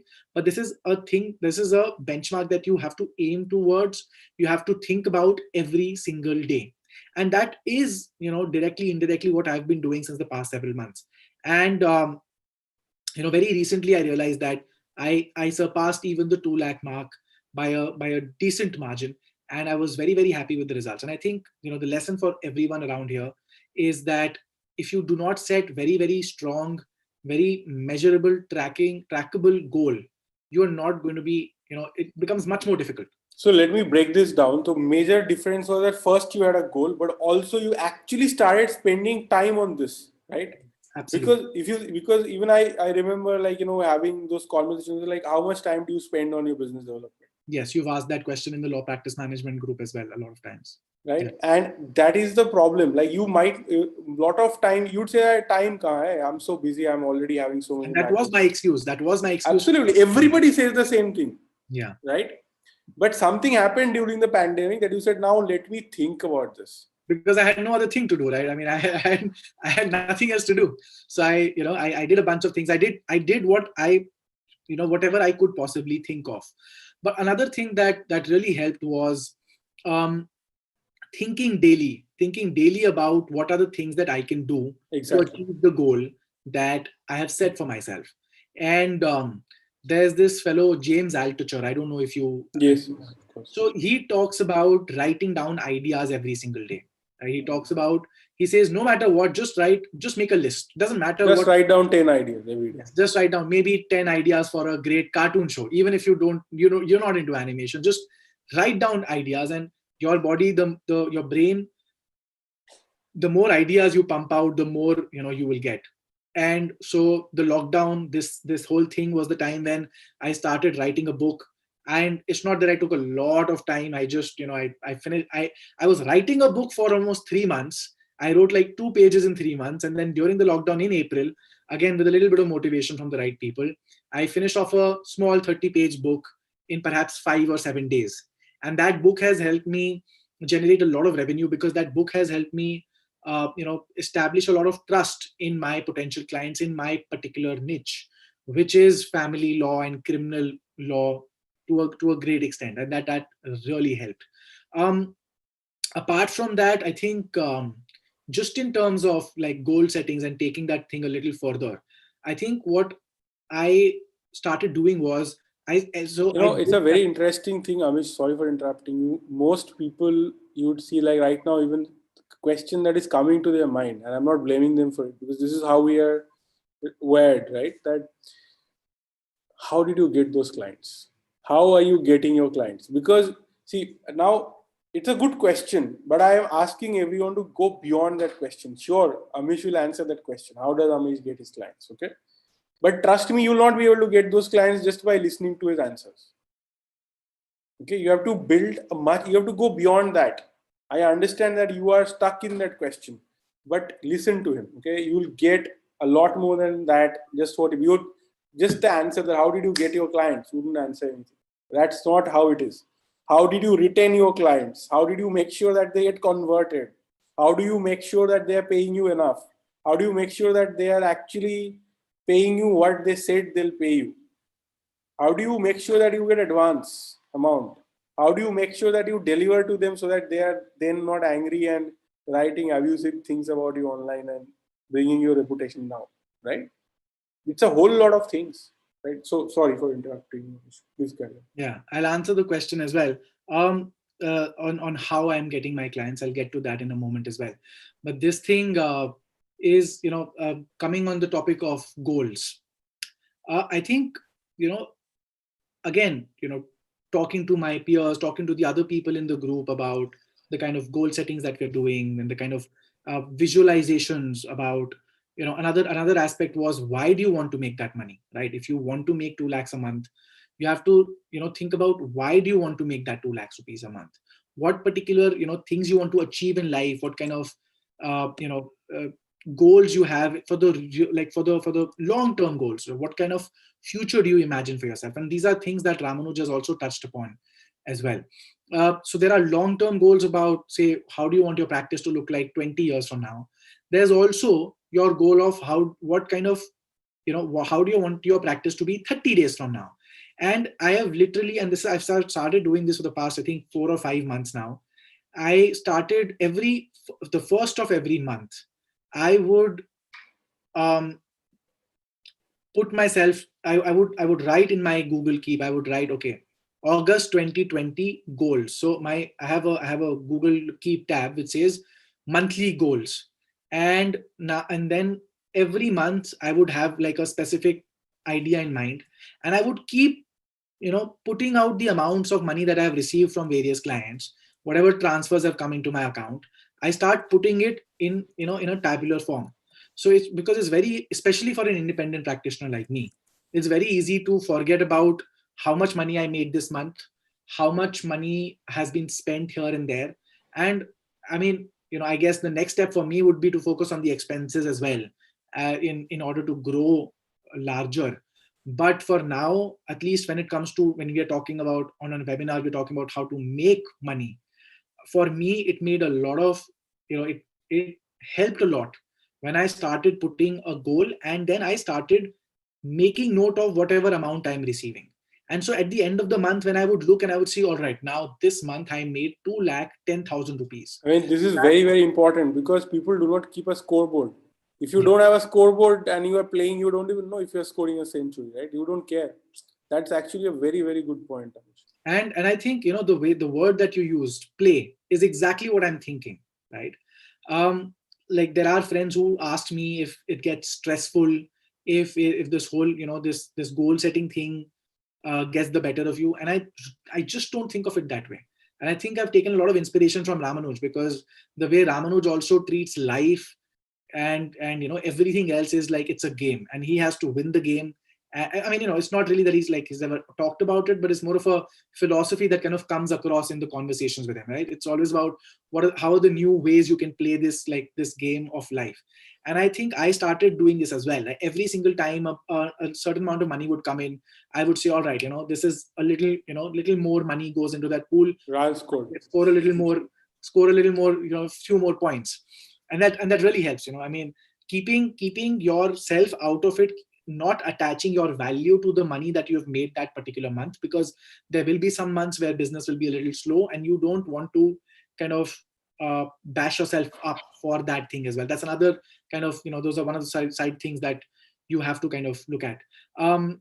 So when I started doing this, I realized that there were occasions where earlier, even if I'm doing some work for somebody, I would not charge them because I would be too embarrassed to ask them for my fee, right?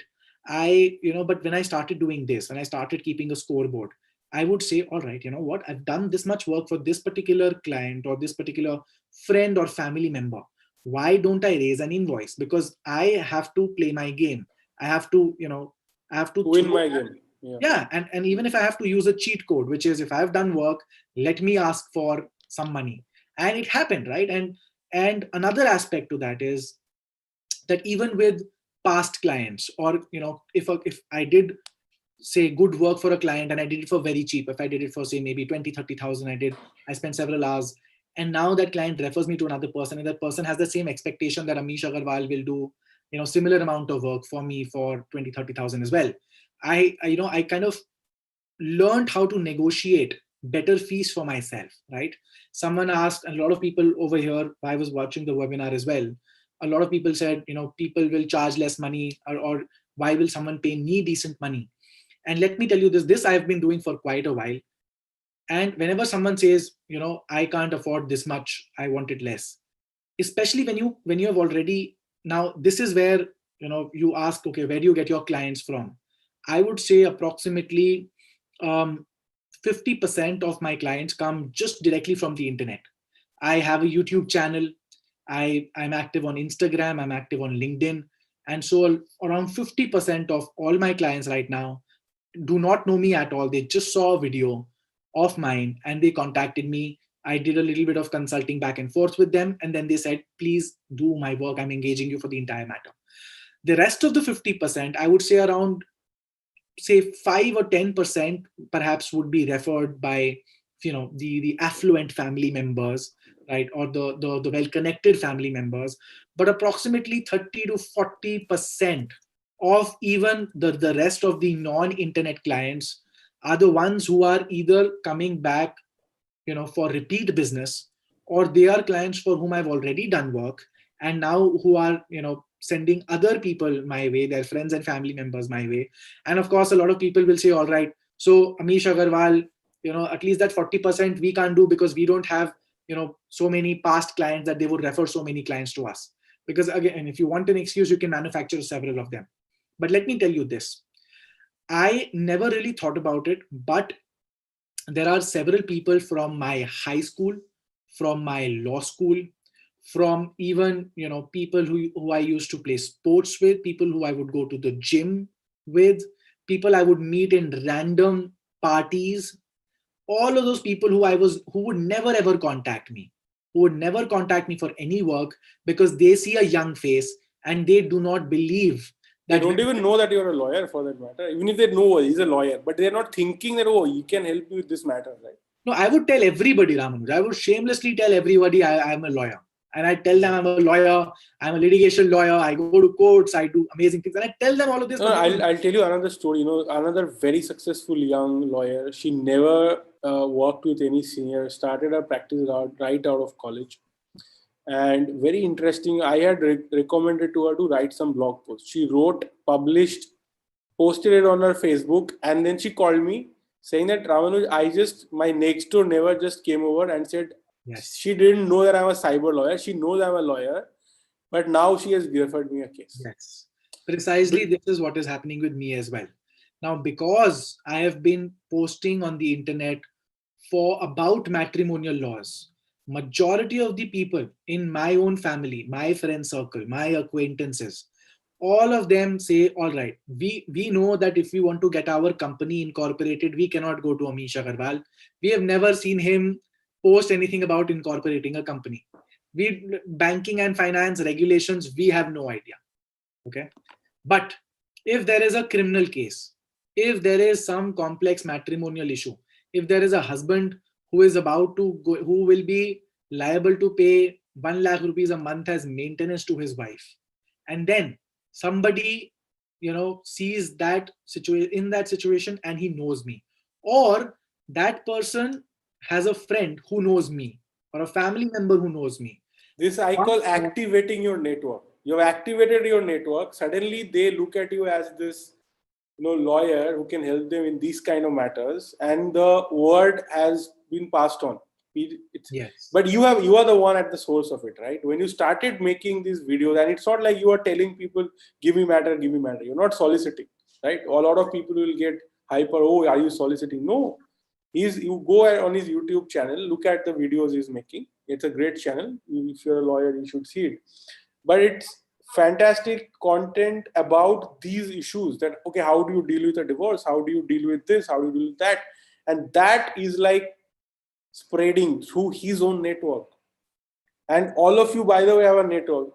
We don't know people. People don't know you. It's not how many people you know. How many people know you and think of you? Let's say you are doing criminal law matters. How many of people think that you are a good criminal lawyer? Why should they think so? What have you done? If you remember the webinar earlier, what have you done to make people think that you are a good criminal lawyer? And it's a simple answer. Like, it's not like you have to come on Times of India and NDTV, right? Even the fact that you wrote a short 30-page book and shared it with them. The fact that you made a video does help. Yeah.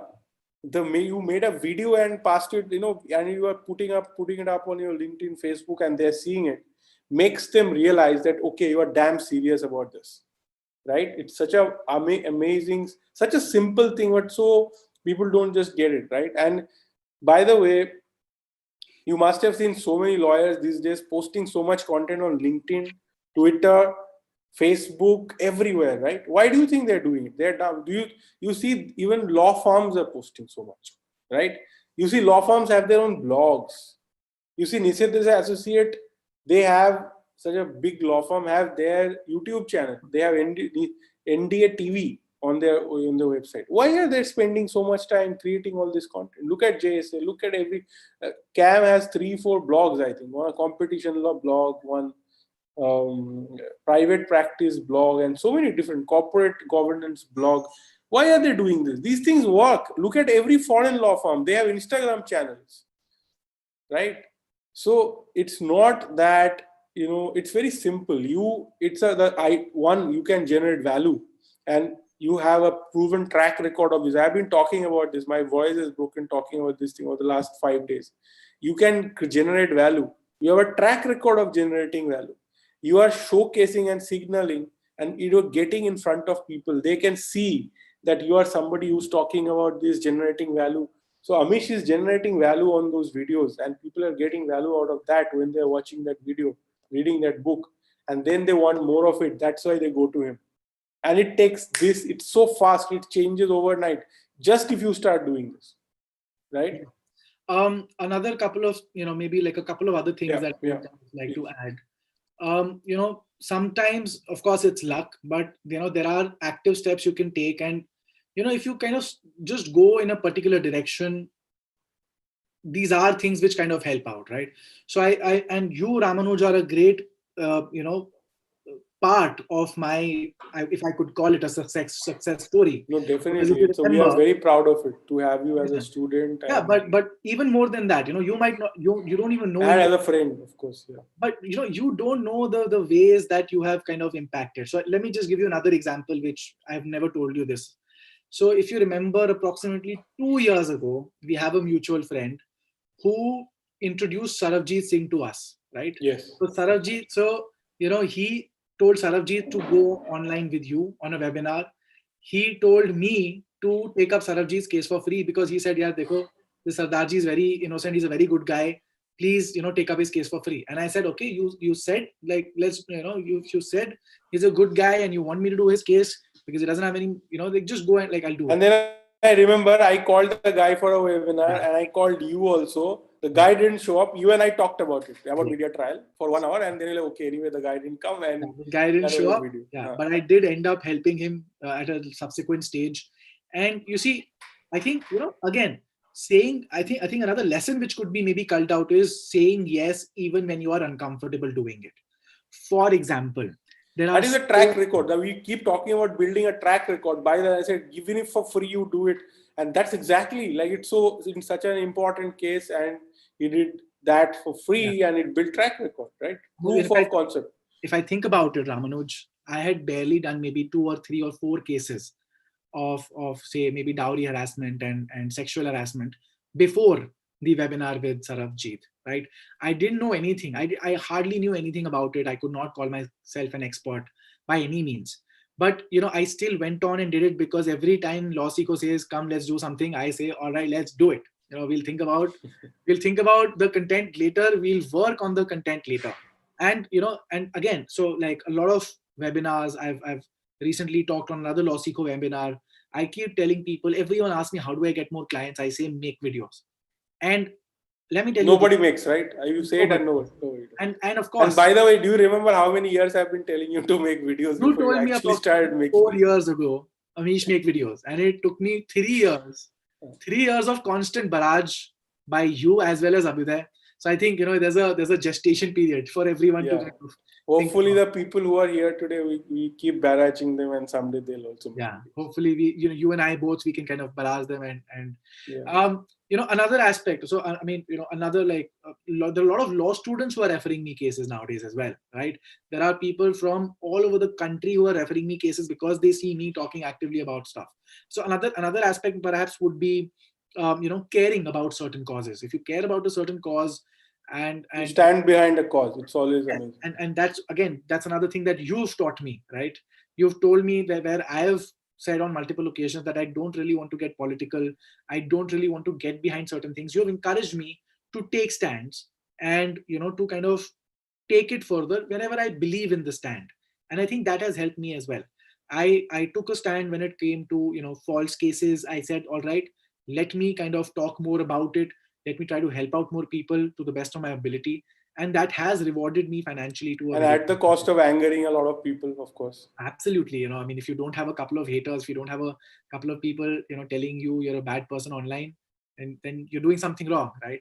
And I think one final thing that I would like to add is, and this is something that I was talking to an American lawyer just last week. And it was very interesting. So what he said was that, in this brief conversation, you keep referring to yourself as a young lawyer, right? Why do you do that? And I said, I mean, I guess because I am a young lawyer. He said, well, you've got 7 years of practice under your belt. I would like to think of, I would call you an experienced attorney, right? And of course, there it makes a little more sense because, people, lawyers spend a lot of time in law school and they do this. And I think here this whole benchmark of experience is raised to justify you not earning enough, right? Right. That makes if you're not earning enough, somehow you have to justify. Like, how can you justify if you're a politician and not succeeding? So you're a young politician. Right. That's why you're not succeeding. That may make sense as well. So he told me that I should, and I think apart from this excuse, I think it's also about what kind of conversations we are having and with what kind of people we are having those conversations. So the American lawyer said, you really need to kind of, change the people who you're talking to. Because if you're always talking to old people, they will always keep, reminding you that you're a young lawyer. They might be encouraging you, but they will still refer to you as a young lawyer, and you will have that talk with yourself in the back of your head, which will be, I am a young lawyer. And you will therefore I am at a disadvantage. Therefore I am a first generation lawyer, therefore I am at a disadvantage. I am an non-NLU lawyer, so I am at a disadvantage, right? I don't know, like honestly, Amish, between you and me, you have many generations of law practice, I think, but I had none. But I think I have a bigger network than you have. Absolutely, I have no doubt in my mind. I just say, I just say LawSikho, and like people's eyes twinkle up, right? It's almost like it's like my celebrity. I think that's a bit of exaggeration. I am not exaggerating. I am in the legal fraternity. You're rock stars, dude. Like both you and Abhi, rock stars. But honestly, like there was I knew when I was in law college that I don't have a network, right? And my father has zero network, right? He doesn't. If I go and tell him, "Do you have a network?" He'll be like, his eyes will glaze over. So, I had to build my network, right? I read books how to build a network.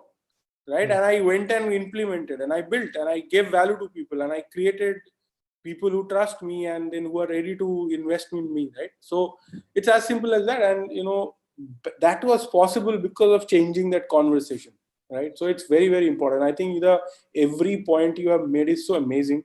And guys, I'm just telling you, Amish made videos. That is one way of getting clients. Okay, it's not like you don't take this from this whole conversation that you have to make videos, right? You make videos, it's great. And particular topics, sure. If Bhavatarani advocate is asking video on particular topics, sure. Videos on topics on which people care about, on which they have burning problems. Remember what I talked about?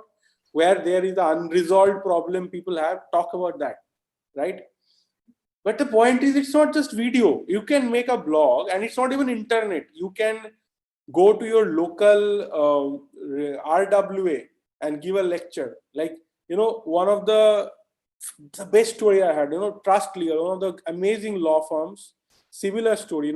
Many years back, I had the fortune of listening to this to Sudhir Mishra, who's the managing partner. He said that there was a time I used to drive a second-hand scooter and it used to stop every 3 kilometers. It used to stop working.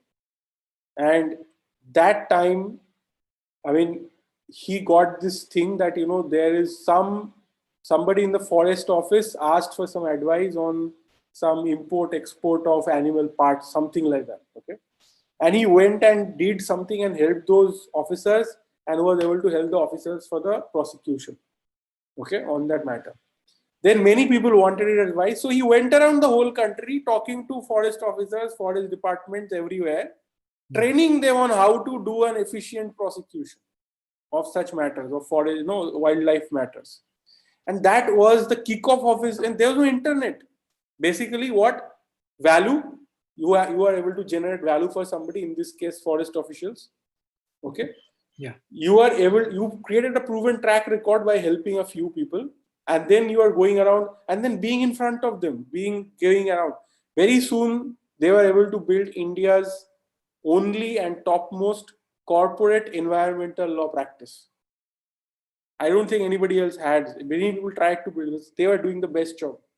Then he replicated it into hospitals, and now they are doing telecom and everything, right? Amazing law firm, fantastic, growing like anything. He's a door tenant in London. Yeah. It's just fantastic. Now, but just imagine, that is how it starts, guys. This is the same formula in different ages, in different bottles, but the medicine is the same. Oh, I have a fantastic story, Rod. I'll just take a minute to wrap it up. So I know this guy who, when he's a couple of years junior than I am, okay? And when I was practicing as a lawyer, he, as a law student, told me once that, let me just come over to the office once. I need you to sit in on a meeting. And I said, fine. This guy, as a final year law student, Ramanuj, in front of me, closed a client, and the client paid 2 lakh rupees fees for a case. And he said, okay, this is my friend Amish Agarwal. He's my associate, not my associate, like my partner Amish Agarwal. There's his other partner who is an associate with Mr. Ram Jethmalani right now. So, I work with both of these lawyers, and together we will get the work done, right? We sat there, the man made 2 lakh rupees right there that day as a final year law student. And, fast forward now, of course, success leaves. Amish, it's not, when I was in law school, I dealt with my first venture capital listing. I think you were in second year, right? No, I was in fourth year at that time. And, the founders of the startup happily paid me 70,000-80,000 and became friends till date. If they have a legal thing anywhere in different companies, they first call me. I'm not a lawyer and they know it. I'm not practicing, right? Yeah. And they'll call me and say that, can you please help? Or, okay, fine, you connect me with somebody. And that's the thing, they knew it's not like they knew I was a law student. They knew exactly. That doesn't matter. In the end of the day, people look at that. Are you generating value? Do you have a proven track record? And sometimes people are willing to let you do it without track record for free. You do it once or twice for free. Next time they say, okay, we get it. Just do it, right? And the third thing is being there. You have to be in front of them. They have to know. People have to know that you have a track record. You have to know that you can generate value. Super. This is such an amazing story. Okay. So, but law students, keep in mind, don't solicit work. Okay. We don't want people to come after us saying that we are encouraging law students to solicit work. Yeah. Okay. It's always about educating people, and but I don't want to make this talk about, unfortunately, it became about, how to get clients. But again, getting the clients is the easier part. Delivering value is the harder one, right? absolutely. Would you be able to deliver that value? Are you prepared? Do you have a machinery to deliver it? And Raghav Trehan has asked a question on this: how to decide how much to delegate? How much % of work do you do yourself? When do you hire a junior? I think we answered this question and we wrap this up today. Yeah. So I think, at this stage where, I've been getting many more clients than I could handle. The way I look at it, getting help from associates, freelancers, whoever you can, is a must. When I was, earning just 50-60,000, even at that point of time, whenever anybody would apply for an internship with me, I would take the help of unpaid interns to whatever extent. I remember there's this one fellow from my law school itself. It's absolutely fine, Amish, to have unpaid interns. Not only have, I encourage law students that go prove yourself for a month as an unpaid intern and then demand, based on your work, a stipend. Absolutely. And this is precisely what happened here as well. In fact, very recently, there is this law student who started interning. I do not pay law students any stipends, but just because this fellow was so helpful to me, the second month itself, I started paying him a stipend. And, he's the kind of fellow that I say first year of law school, you have the kind of, you have the kind of dedication to work. I mean, I know I was definitely not like him when I was 18 years old. I had nothing but partying on my mind. This fellow, the past 4 months, has been coming every single day. And this is what I told him the first day that he came. If you want to intern with me, and this is what I tell to every intern, if you want to intern with me, you intern every single day. You intern from 9 a.m. to about 9 p.m. And this guy, despite that the guy came, a lot of other people come, but they leave after a month. They're not able to keep it consistent after a month. This guy stuck around. I'm paying him a decent stipend, and I plan to pay him more than what advocates would if he sticks around. Absolutely. I'm just today, there's one of the interns is already drawing a salary of 10,000. I hiked it to 20,000 today. Exactly. And the reason why you do that is, and sometimes there are people who are graduates and I can't pay them that. You can't pay them. Just doesn't justify. I mean, it's hard sometimes that, because I don't even hire those people, honestly. Now I don't hire anymore. There was a time when I was, wouldn't be forced to hire, but today I wouldn't hire such people, because, it's not, I can't deal. There's a beyond a point. It's not I want to help them, but there's a beyond a point I'm unable to help. And this is what it is. Why an intern, why the virtue of, because he's generating value. He has proven his track record with us. We have a faith that he'll do great work in the future. We want to encourage him. Yes. And we want to pay him his worth. Yes. And when it comes to, say, delegating, right? So even when I was earning, say, 50-60,000, I would have unpaid interns. I still pay them a little amount of money if they would do good work. And, when I started making around $1 lakh a month, I still had an associate. I would pay him, a good chunk of my income. I would pay him a good 20-25% of my income just because he was doing such good work. And when I, kind of expanded and I went on a hiring spree, I hired many more people, couple of people left. And what I've realized is that it is much better to have more people working with you, even if and this is what a friend of mine told me very recently. He said, and you have to have a pipeline of people because, yes, because people will come and leave. They do want, so they're good. You always have a little extra help, right? So this is what a friend told me. He said that, having a small chunk of a big pie by doing nothing at all is far better than having a big chunk of a small pie and you're doing all the work. He said, if you are paying me for, if you're paying me $1 lakh for, 10 hours of work, I would love to get 10,000 rupees for half a minute of work. That is, I would prefer that much more.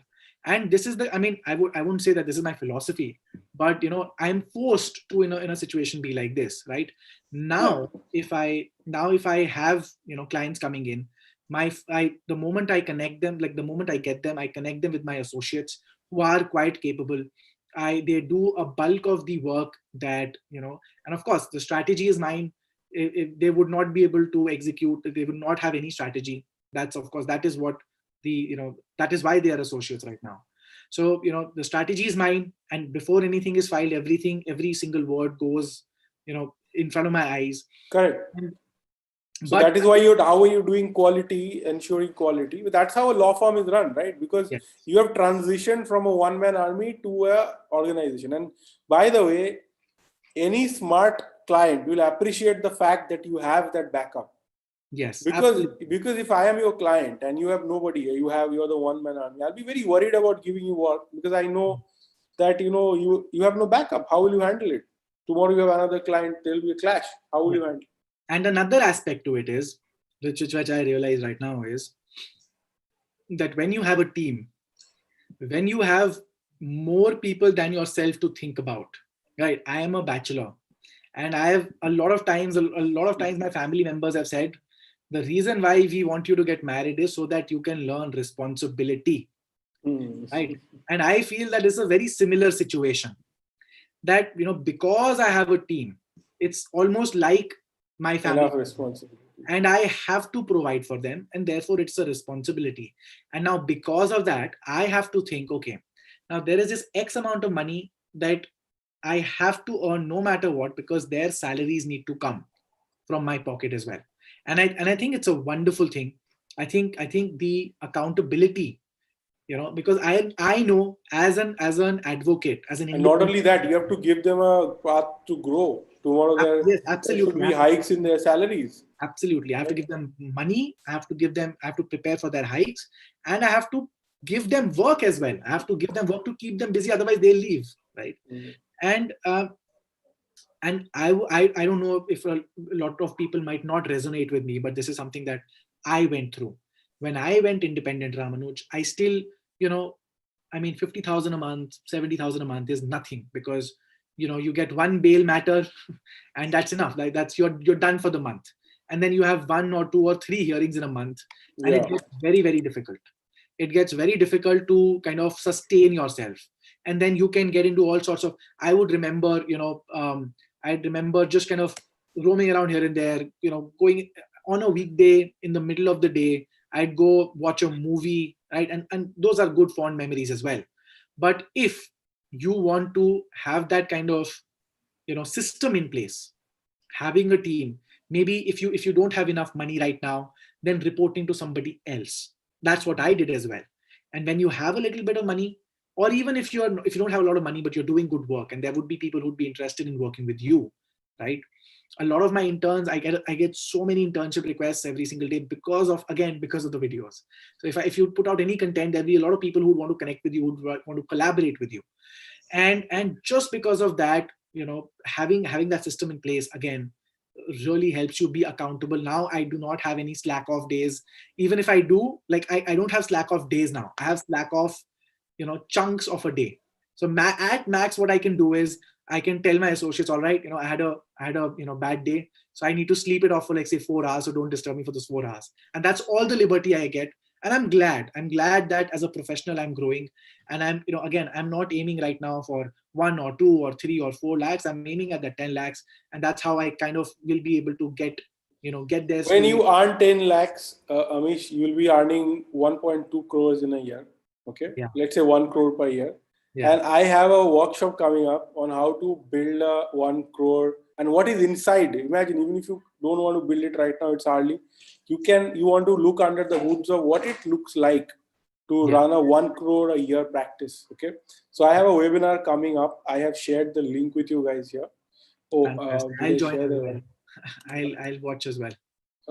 Yeah, I have to share the link with. So it's basically a workshop I'm curating, and it's I'm really excited about this, because there are so many lawyers out there who are earning this 1 lakh, 2 lakh per month, and also even those who are even younger and not even thinking of it.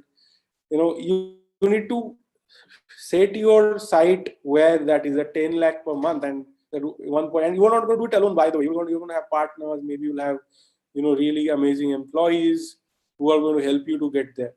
And I'm going to talk about how to build that, right? You building a practice. And not only that, many people want to get jobs.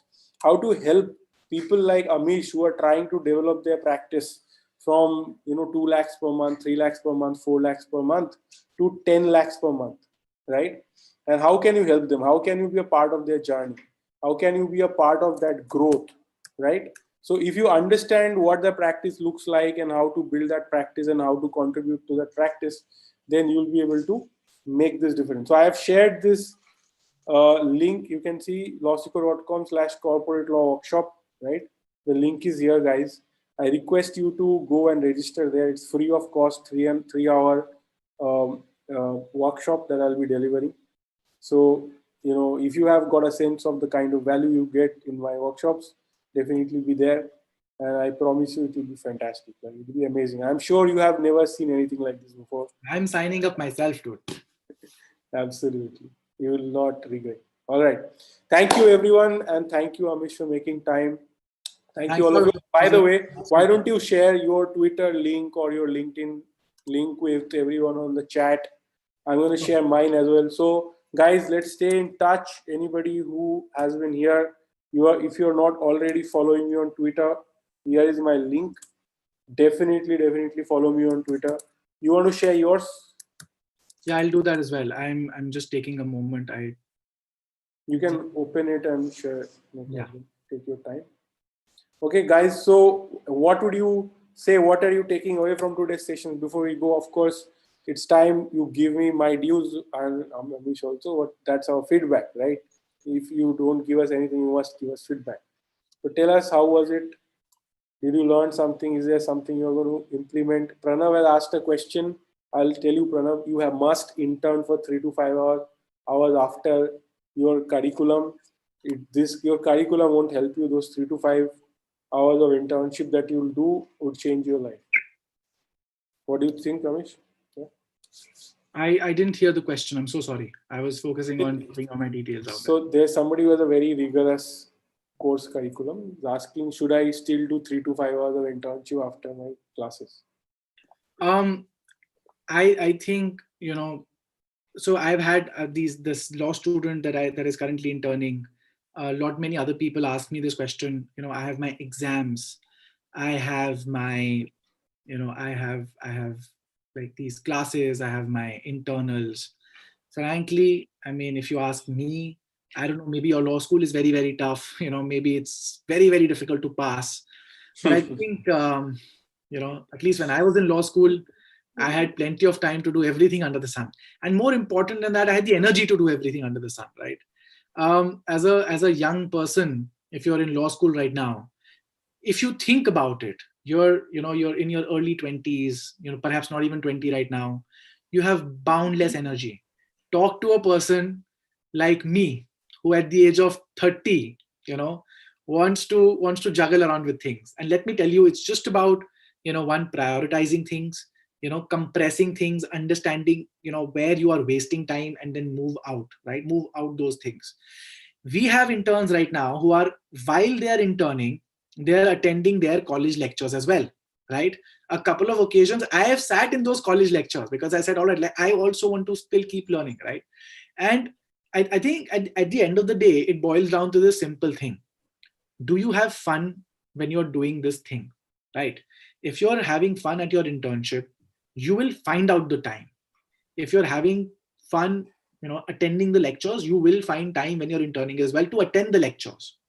If you have your exams, right, you want to, at your internship, pick up books about the topics that you have exams coming on, and you want to make it productive. And if you're telling me that as a law student, you are spending... Good. We have to do another webinar on this topic, Amish. Let's go. I mean,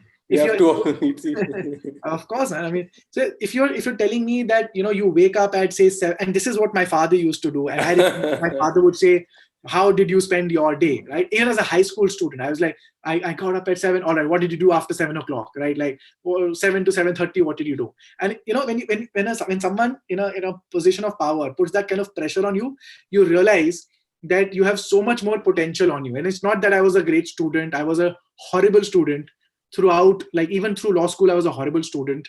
It is only after I came into practice, right, that there was a lot of pressure on me as an associate to a senior lawyer, that I had to kind of really get my game up. And at that point of time, I realized, of course, I have my work, I've got my health, I've got my friends, I've got my dating life, I've got everything to take care of at the age of 22, 23 when I am a young lawyer, right? And at that point of time, you realize you can make everything happen. You can have these multiple plates spinning. Sometimes, yes, if you want to be the topper of your class, maybe an internship is not for you. If you want to prepare for the judicial services, perhaps an internship is not for you. A lot of times people say, I'm preparing for judiciary, please give me an internship. I say, bhai, what are you going to do by what are you going to learn with an advocate? You're going to learn filing, you're going to learn arguments, you are going to learn how to snake your way around the system. You're not going to learn the principles of jurisprudence that will be the foundation for your success as a judge. And so if you prioritize your academics, if you want to go to, say, maybe Yale, you want to be the top of your class, don't intern. But if you want to have practical skills, you want to do advocacy, go and work with a litigator. If you want to, if you want to get a job after you graduate, please do internship. Please. Yeah, I mean, transactional work, if you want to get into corporate law, do an internship with a corporate lawyer. You want to earn more money, do internship. Yeah, absolutely. Absolutely. All right, guys. Great. So thank you very much. Really good feedback we have got. Alisha, thank you. Aditya, thank you. Ganesh, thank you. Bhavtarini, thank you. Others also, please keep sharing. And I would also humbly request you share what you learned, maybe on other, Twitter, LinkedIn. Tell your good friends to join these webinars. Share this workshop link. Help me out. Share this with your friends. Tell them to join. Right? So, all right, great. Thank you very much. I'm sharing the link once more with all of you. Share this. Stay in touch with me on Twitter. See you again 9 o'clock tomorrow. I have another webinar. Please join me. You can always go to 𝗏𝗲𝗂.com/webinars. Register for the webinars you like so that we can keep doing this and I can give you more value. See you. Take care. Bye-bye.